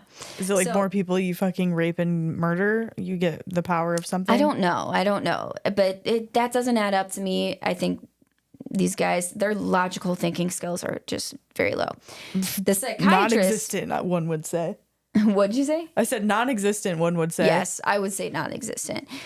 So the psychiatrist determined that not only did they have non-existent logical thinking skills, just kidding, they didn't say that, but they did determine that Krueger had a very, very low self-worth and was very easily influenced, which made him pretty much the perfect sidekick for a power-obsessed, dominant piece of shit like Toit. He's like, I got third nipple. You can tell me whatever you got to tell me to do, and I will do it. Because I Now- hate myself because of my third nipple. Yep. Pretty much. That sucks. I hate myself. I hate myself so much. I have to take it out on other people in horrific ways. Mm-hmm. Now, when I was reading about this story, there's like a lot of debate online about, oh, well, Toit was obviously the leader and Krueger was only 19 and he's a follower and he's just a easily little baby. influenced and he could be rehabilitated and blah, blah, blah, blah, blah. Bullshit. And I say, you guys don't have very good logical thinking skills. Absolutely the fuck not. Oh, he could be better. We could fix him. No. This is not like Toit had a gun and he's telling Krueger in front of Alison, you fucking tell anyone I'm gonna fucking murder your whole family and blah, blah, blah, or like do it, making him do this stuff. He was willingly participating. He's the one that slashed Alison's neck with the first time. He's the one that said, I just want to fucking fuck this bitch. Or what did she Yes. say? What did he say? I want to fuck the fucking shit out of this bitch. Yes. That doesn't So sound very no, he wasn't gun just to my a head to me. follower. They're like, I see people online acting like, you know, he was just young and he was scared and blah blah. No, and Young this is like 12, maybe 15. This guy was 19. he was 19. He was legally literally an a grown adult. man, and he participated in another rape before this with Toit. This is the second time he did it. They planned earlier that day that they were going to rape and murder a girl. That's premeditation. And when Toit they're showed like, up- well, he maybe if we tell him not to do it again, he won't. Yeah, like, oh, he's been in prison for years. He's probably He's learned his safe. lesson. He's not a safe person to fucking be free. Neither of them are, obviously. But I see people online trying to argue, well, yeah, maybe Toit shouldn't have gotten out. But Krueger, he's like, you know, you could see that he was just easily influenced and blah, blah, blah, blah. He felt remorse. Yeah, fuck you guys. I mean that with all of my heart. If you're listening to this and you're like, I don't like this podcast anymore. They said fuck you because they disagreed with my opinion. That's okay. To each their own. They literally Bye-bye. almost chopped this girl's head off with a knife and stabbed her so many times in the abdomen. Her intestines were falling out of her stomach. And that's after they raped her twice. This isn't like they were at a gas station and the one guy started shooting, so then he had to shoot too because he was scared and he accidentally shot and killed someone. And then he was like, how did I get myself into this position? Yeah, no. That's someone that I could be like, okay, that's fucked. That's really horrible, whatever. But if you do decades in jail, then maybe you could be rehabilitated. That's so fucking different. This was planned. He participated willingly. No one forced him. He was fucking violent. He brutally tried to, they wanted to murder her. They were literally trying to murder her brutally. And then you're saying, oh, he's probably rehabilitated because he's been in prison for a while. Or he's bitter and He he's had time angry. to think about it. So I think he's good. That really fucking pisses me off. Yeah. That really pisses me off, honestly. And if you have that opinion after hearing this story, please go read Alison's book and then tell me if you have the same opinion. And if you do, then you're a fucking idiot. Sorry. Respectfully, kind of. In the most not really. unrespectful way. Yeah, you're actually an in the idiot. most unrespectful way. Anyway, sorry, I got rage tangent. Rage tangent. Okay. Coming back down. So, like I said, the media really grabbed onto Alison's story and they were fucking in heaven when all the stuff about Satanism came out. Like, they're like, oh my God, what a great story. Demons, you know, like these guys like murdered for Satan and she lived and blah, blah. They were fucking eating this shit up. And they dubbed them the Ripper Rapists because like the way that they tore up her abdomen. They literally ripped it up. Was similar to Jack the Ripper. Mm-hmm. One of the most famous and horrendous serial killers of all time that has literally, his story has persisted for centuries. And he's never been caught. And then you're trying to tell me someone who did something pretty much the same thing should be let out of prison. Just anyway. Now, nope. The trial, because this is a trial by podcast, and we don't always talk about trials in every episode, but today we are. Oh, so the trial of Krueger and Toit began on June 12th, 1995. But the Friday before, so that's a Monday. June 12th is a Monday, and the Friday before the trial starts, Toit held a press conference where he told the media that he had come to denounce Satanism and how everything he did was just because he was possessed by demons who forced him to do it. Oh, I want to just throw something through this motherfucker's eyeballs. Well, Emily, don't worry. Don't worry. Because he also explained that weekend, right before the trial began, he would undergo an exorcism to release the demon from him so he could return to Jesus. Are you shitting me right now? This guy. What the fuck? Like, could you be more fucking obvious that you're just trying to, like, sway the trial? Dude, you do it literally 3 days before. So many fucking brain cells. So many brain cells. I hate this man. Literally. Now, on day one of the trial, so the two men are being tried together. They're being tried for Alison's attacks and the other two attacks. So they share the same attorney. Day one of the trial, the men's lawyer stood before the court and announced that he could no longer represent them for ethical reasons, and he stepped down from the case. That guy said, well, I'm gonna head out. He said, I don't have any demons inside of me, and I'm not going to defend these fucking horrible monsters. Lunatic. Obviously, we don't actually know the reason why he stepped down. But ethically, I wouldn't defend them. I'll tell you that. I got a couple guesses. Now, they were assigned a new attorney, and the trial promptly continued. So...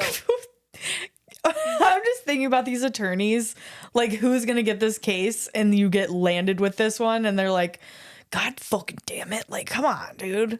I like that he waited until the trial started. And then, yeah, then first thing, they think it's going to be like the opening statement. And then he's just like, I got to step down. I can't defend these motherfuckers. Yeah, he's like, yep. And on that note, I'm going to go. It's crickets. He's like, I got nothing. I think maybe I should step down from this case. Like, I can't defend them with one word. This one's a ball buster, so I'm going to respectfully bow out. Yeah. He's like, I'm ahead. You really got to get someone possessed to do this. Yeah.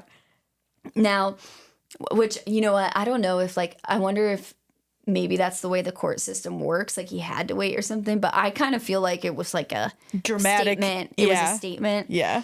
So the first witness called by the prosecution was the 20-year-old girl who had been raped by Toit alone. So this is the first of the 3 attacks. Okay. And again, just from Toit, Krueger was not present.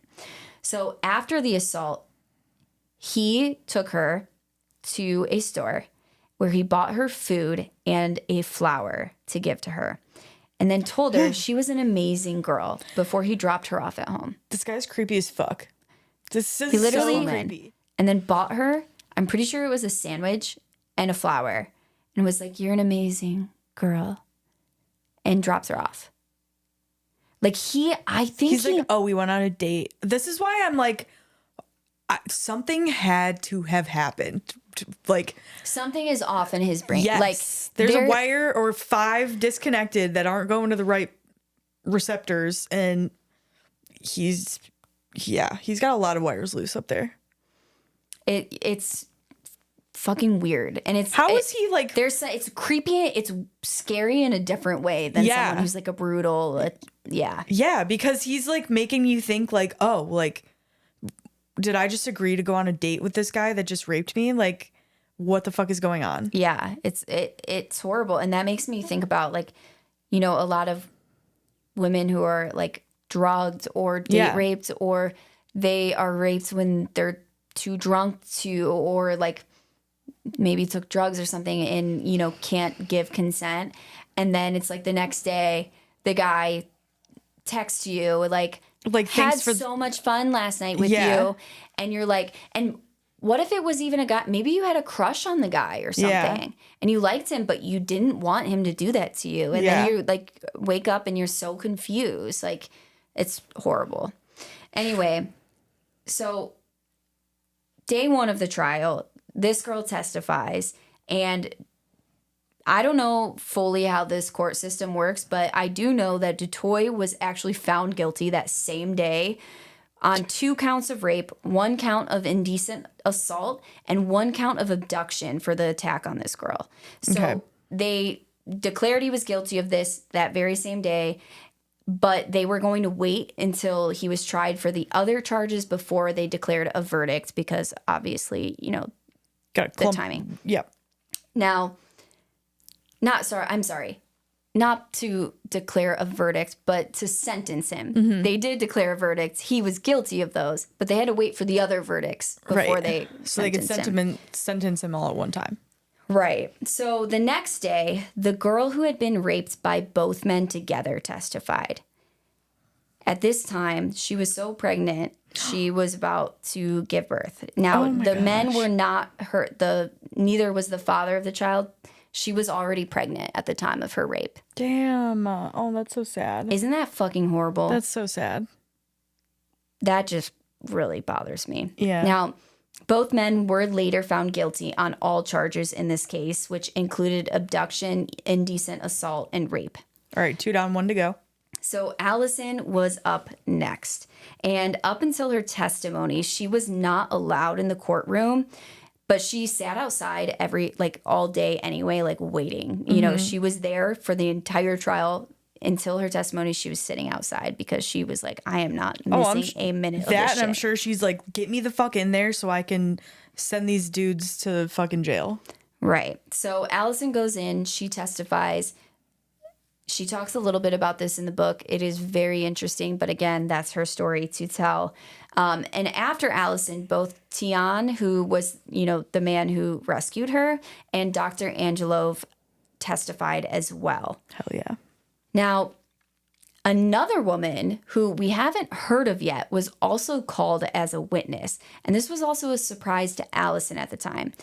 So according to this woman, on the afternoon of the day that Alison was abducted, she had parked her car in a parking lot. And after turning off her car, she realized a man was next to her driver's side window. Spooked, she immediately hit the lock button just in the nick of time. And the man, who she positively identified as Toit, was unable to get into her vehicle. And eventually he gave up and left. Jesus. Oh my God. Isn't that crazy? So, like, just to remind you, you know, that afternoon they were drinking together and like barbecuing. They're like, we should go rape and murder a girl. And so it sounds like they tried to do it that afternoon and failed. And they were like, okay, I guess we got to. She could have been the first one. Like, oh my God. It's just, yeah. And imagine being that woman and thinking, and Alison could have been me. And who's to say I would have served? Most like we said, all these little tiny miracles happened to Alison. And it's like, they probably wouldn't have happened to this woman. And I'm not saying that like, oh, like if this is bestowed by God or some higher power, and I'm sure it would have happened to this woman. But if we're assuming that it's by chance that these things happen, that happened to save her, who's to say that they would have happened to this other girl and she wouldn't have been murdered? Yeah. Oh. So maybe that's one of the tiny miracles that this girl didn't, you know, that she was able to hit that in the nick of time. So Toit and Krueger were eventually found guilty on all charges in Alison's case as well, including, quote, abduction, indecent assault, rape, attempted murder, and robbery with aggravating circumstances, end quote, because they stole her car. Now, in the South African legal system, things work a little differently than they work here in the U.S. So from my very, very limited understanding, after the normal like trial and testimonies from witnesses who were like directly involved in the happenings, they move into a phase of like what they call mitigating and aggravating testimonies, which are meant to be considered before the sentencing. So basically, like they do the normal testimonies, they determine guilt or not guilty or not guilty, and then they say, okay, well, how long should these guys really be put away, or really what should their punishment be? And this is when they have other people come in and testify. Like, for example, if someone, like maybe a psychiatrist would testify, or like someone who's kind of a reference to the kind of person you are, or something, or like maybe something horrible happened to you, they're kind of testifying at that point. Right. Now, it was during this section of the trial when Toit took the stand, and he tells the court basically that he was possessed by an incubus, and the incubus forced him to kill Alison. This fucking guy. Now, according to Wikipedia, which is the #1 best, most reputable source for facts, quote, an incubus is a demon in male form in folklore that seeks to have sexual intercourse with sleeping women. The corresponding spirit in female form is called a succubus, end quote. Now, where is this guy getting his fucking information from? Like, I also heard somewhere too that like I don't remember if it was like a priest or a pastor or someone that like evaluated Toit literally went up and testified, and they were like, yes, he was possessed by both an incubus and a succubus. Prove it. And yeah, like, I want you to prove it. And also, how are you having two spirits possess you? Like, I don't know. But he must just be a fucking cesspool for spirits to just come and go as they please, apparently. Yeah, like, he's crazy. But he's like, my incubus, he possessed me. You can't blame me for that because it wasn't really me. Oh my god, don't put me in jail. It was the incubus. It really wasn't me, I promise. People probably hate when we start talking in that voice. So, during his testimony, Toit remained cool, calm, and collected, displaying no emotion as he described the brutal attack on Alison. Well, yeah, because he's like, oh, I'm just going to hit him with it was an incubus, and I'll get away with it like I always do. Mm-hmm. Now, he also, which this is super interesting to me, he seemed to try and like downplay Krueger's role in the whole thing, telling the court that Krueger didn't know what was going to happen and actually thought that Alison was a friend of Toit's when they showed up to pick him up that night. So if you remember, when Alison got in the car, when Krueger got in the car, Alison and Toit are already in there. Toit introduces them like, this is my friend Susan. Mm-hmm. Susan, this is Tien's, whatever.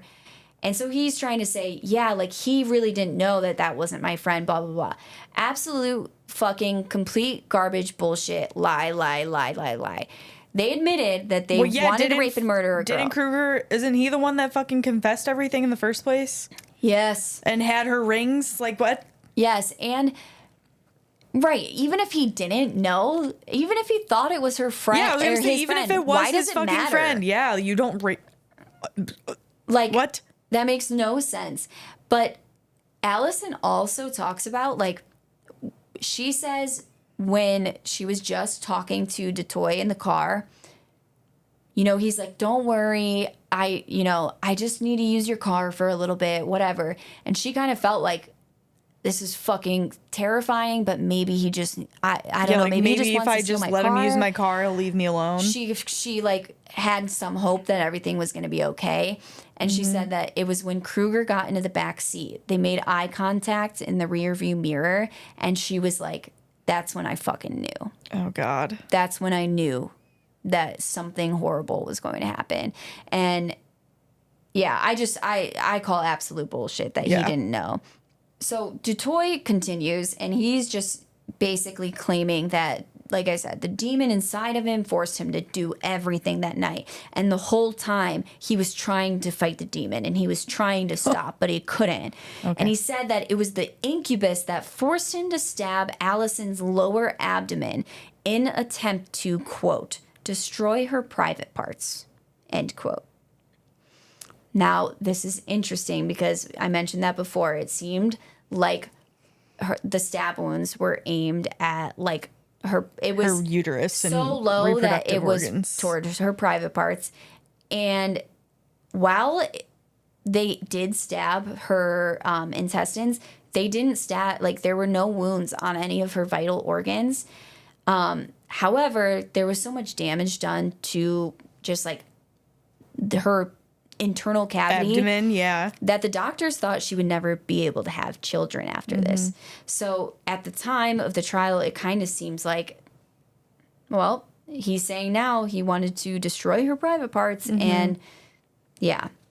Now, according to Toit, the morning after the attack, they used one of the knives that they had stabbed Alison with to make their breakfast with her blood still on it. What the fuck?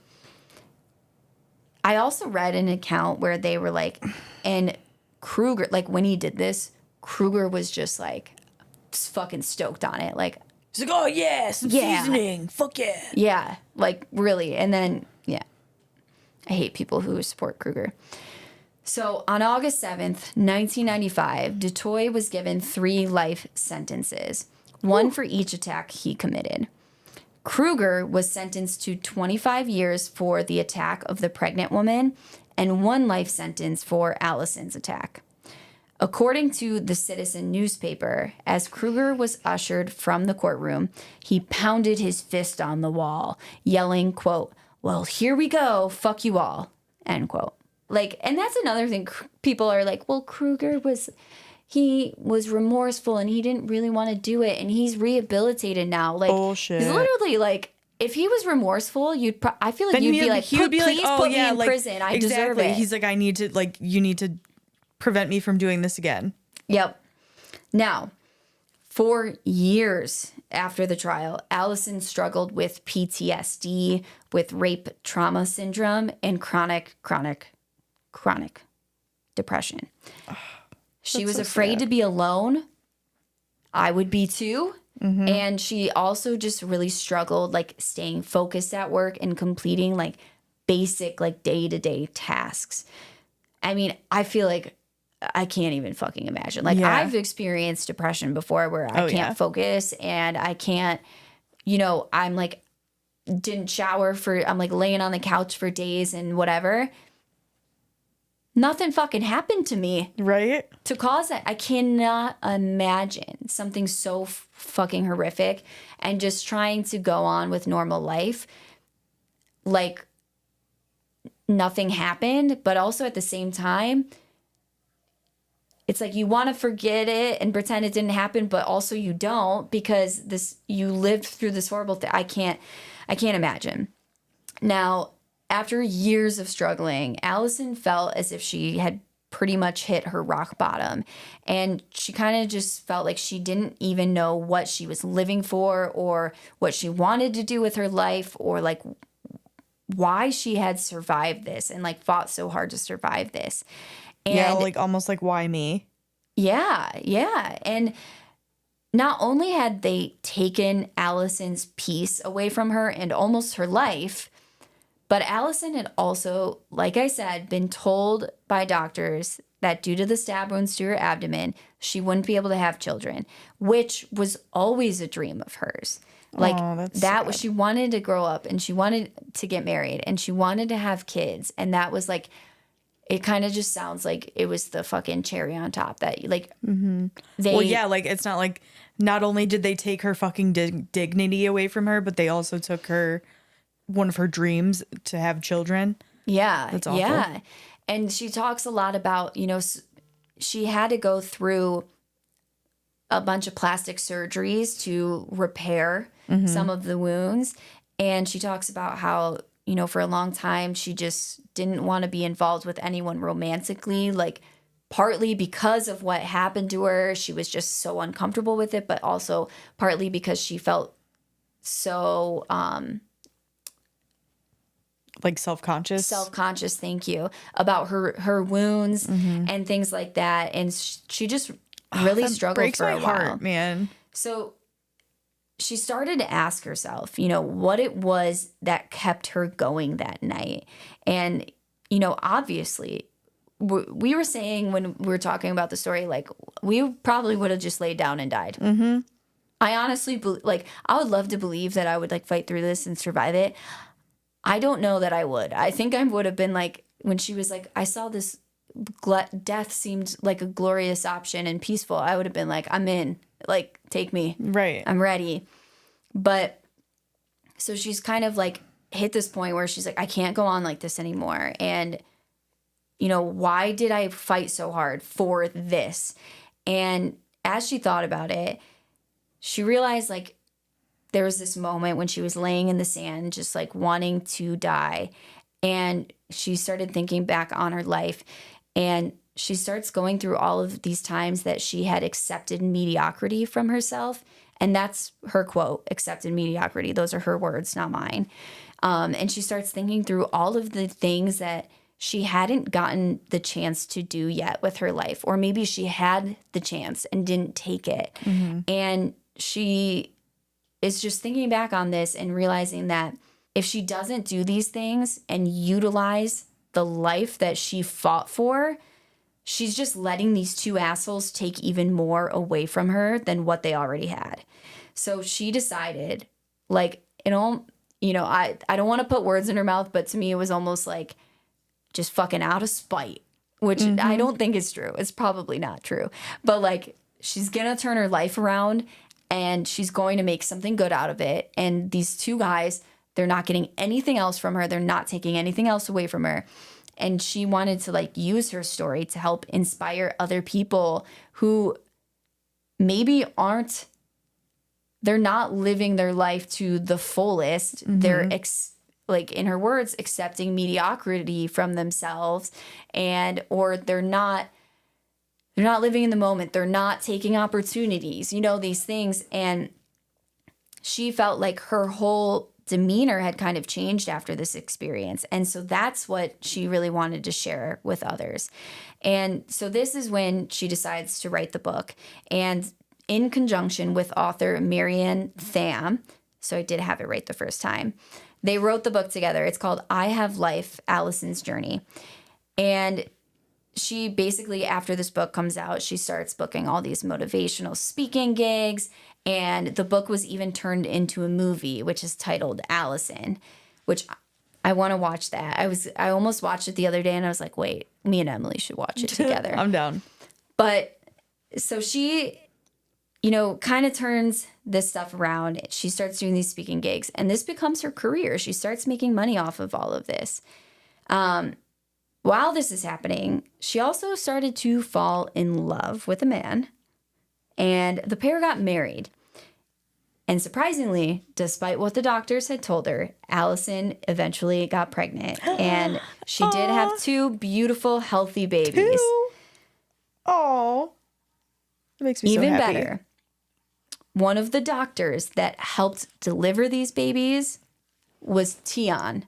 Shut the fuck up. The veterinary student who helped save her, like, was so inspired by that experience, and he realized that was his calling. Lives. He wanted to save. That literally people. just gave me full body chills. Like, right? I got Me such too. big goosebumps. Oh, and so he switched his major or whatever, I don't know what stage of school he was in, and became a people doctor, and so he helped deliver Alison's first child. That's so fucking cool. Isn't that amazing? I was just wondering, like, I wonder if they, like, stayed in touch, you know, after the incident, you know? Yeah.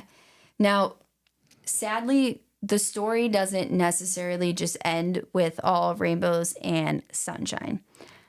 So, first, Toit basically contacts the media after hearing about Alison's book and all her speaking arrangements. Oh, this piece of shit. I don't even want to know.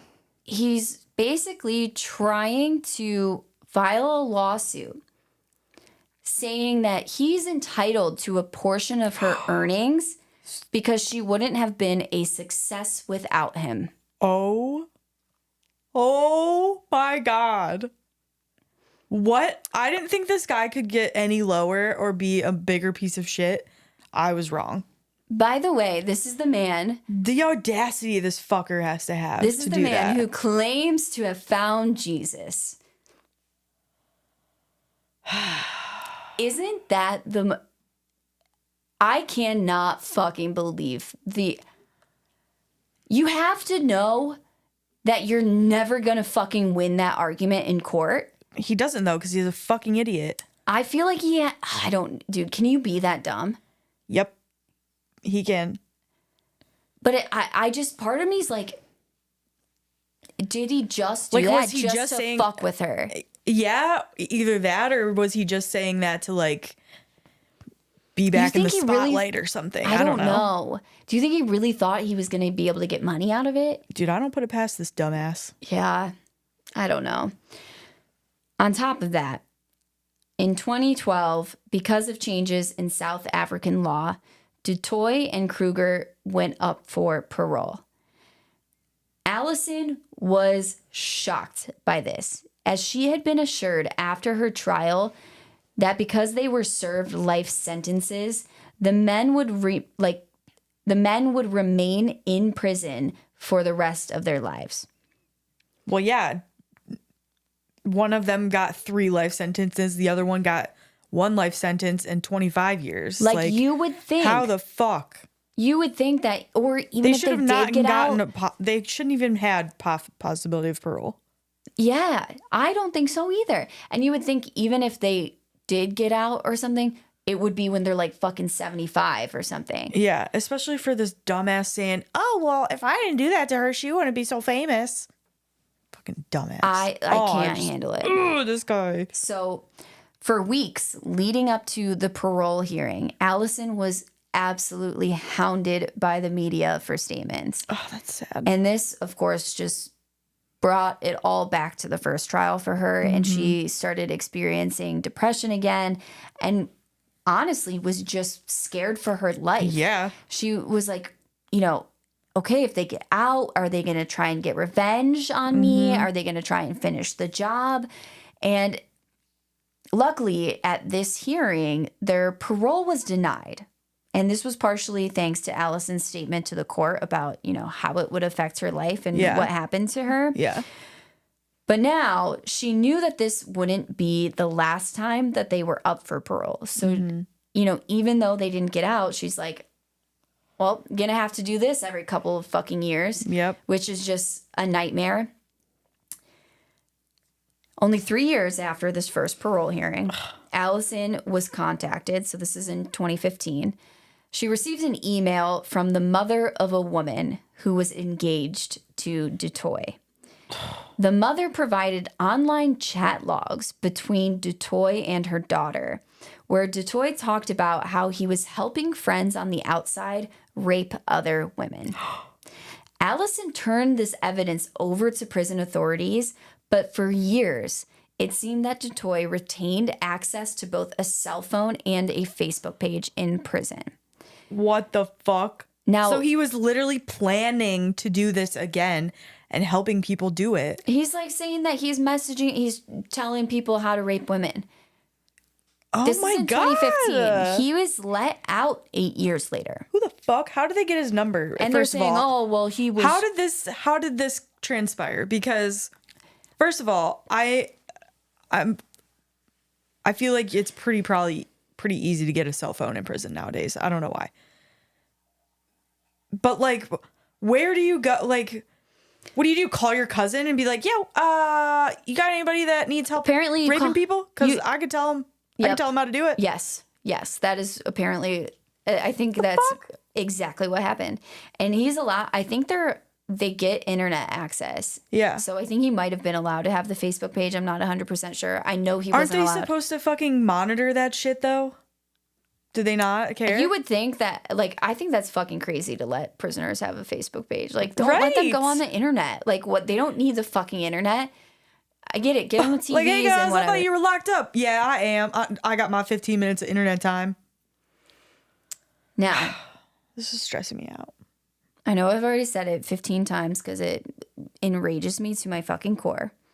But just to sum it up for you, horrifically, in July of 2023, both Toit and Krueger, the men who brutally raped, strangled, and stabbed Alison Botha to the point that her intestines were falling out of her body and she had to use her hand to hold her own head onto her shoulders, were granted parole and released from prison after serving over 28 years.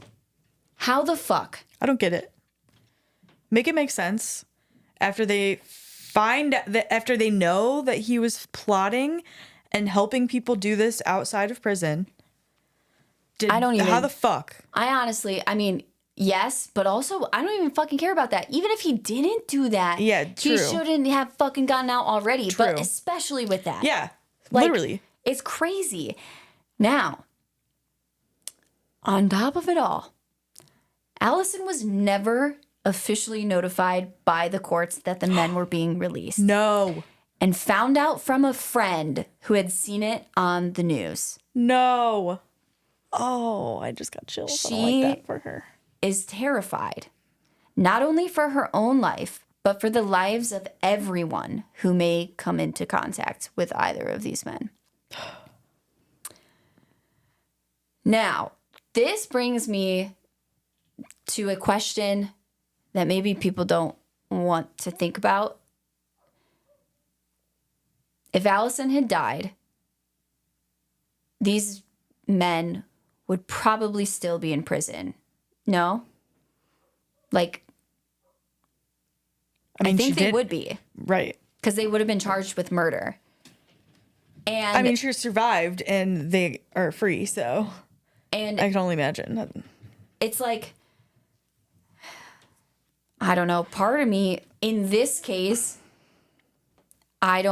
in particular, and I haven't looked a ton into like attempted murder cases, so maybe there are some scenarios where I might hear them and think differently. I can't fucking think of one right now. Dude, if it's attempted murder, I mean, I guess, yeah, like you said, it depends on the circumstance. Why would you get a different Literally, I think it should be punishment the than same murder? sentence, because just because you were too much of an idiot to be successful with your murder, like right? that, you get a lesser sentence? Like, the fuck? Come on. This baffles me. I cannot fucking, but okay. So I want to tell you about, I've heard this story multiple times on a bunch of different podcasts. Mm-hmm. I've seen this, for a year, like, they're years old. And I knew this story and I was like, I really want to cover this story. Well, the other episodes I had listened to before, again, are years old, before they were released. So I had no idea they were released. And I'm just thinking about this horrific story. And then I'm like, oh, and then they're in prison. And then surprise, they're then I fucking read released it, and a I'm year like, ago. They fucking got let out? Are How you old are these fucking stupid kidding me? motherfuckers now? I want to know who fucking made this decision to let them out. I don't want to physically hurt them, but I want to mentally destroy their fucking life. How could you possibly think that these two guys are not a danger to society? Oh, they're creepy as fuck looking too. Yeah. Did you see their pictures? Yes. They're creepy looking. Yeah. And I just cannot fathom how you could hear this story and think that these guys are rehabilitated because they've been in prison for years. That makes no sense to me. And how did they both get out at the same time when Frans had 3 life sentences? I want to talk to the fucking judge that made that decision. Yes, I would like to have a conversation with him. Mm-hmm. And also the fucked up part is, like, in this case, Alison, like, never got to make a statement to the court about whether or not she thought they should. Did she? But she knew that they were up for parole again? Or did she even know? I don't know, but I know that the court never notified her that That's fucked up. that they were going to be released. So I have a feeling, because I think she could have attended the parole hearing if they were up for parole, which I don't know if it's decided at the parole hearing or afterwards. I'm not sure how that works. But, like, that is fucking I don't even have words for it. I just want to hear what the reasoning is. Yeah, me too. Like, what argument made you think that they were fine to just go back to society? Do you think it's like, well, actually, I was just possessed by demons during that parole hearing, and the demons told me to let them out? I had what's it called, an incubus or whatever? Yeah, I had an incubus, and it told me to let these fucking other demons out, and the devil made me do it. Sounds right. That's really the only explanation. That's really the only one I can think of. Makes sense. I don't know. We got to talk to Hades, because Hades is a good. Hades, he's not a demon. He's like a god or something, right? Hades is God, yeah. What is Hades? He was the a god of? Huh? Hold on. He's the king of the underworld. I'm Googling this. He's Zeus's brother. Oh, yeah, he is the king of the underworld. Hey, Hades, can you keep your demons down there? Yeah, honey. You're not doing a good job. Can you control your shit, please? Yeah. So that's the story. Oh, that was a rough one. Yeah. It wasn't. Yeah. I don't like it. Me neither. I hope that they have the shittiest life ever, because they don't deserve it.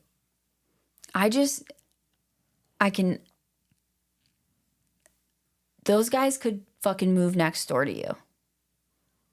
On that horribly, horribly sad note, I think we are finished today. Ouch. So thank you for listening, and make sure to mention the pod to a friend. Give us a 5-star rating wherever you're listening. We like you. We love you. We want some more of you. Yes, we do. Interact with us online, because I want to know like what cases you guys want to hear, and I want to know like theories and thoughts and questions. I think in the future we'll do like every now and then. It won't be too much. Don't worry. Like we'll do like a retrial episode where like we go over some of the cases we did in the past and like some theories or questions we got from you guys on it. So I'll like slowly collect those. So just let us know questions, comments, ideas, whatever. But the best place to interact with us, honestly, is on TikTok. If you have it, it's just the easiest place. Like Meta makes Facebook and Instagram and all of that just way more difficult than TikTok. So follow us on TikTok, and yeah. TT's where it's at. TT. All right. And Burlington's Red Hot Go check out Burlington's Red Hot sale. We're not sponsored by Burlington. I accidentally hit play on my phone when I picked it up. We are not sponsored. Not yet, but Burlington, if you want us to sponsor you, fucking hit me up. I can rock a jacket like no other motherfucker out there. Okay. All right. Court is adjourned. And bye. Bye. Whew.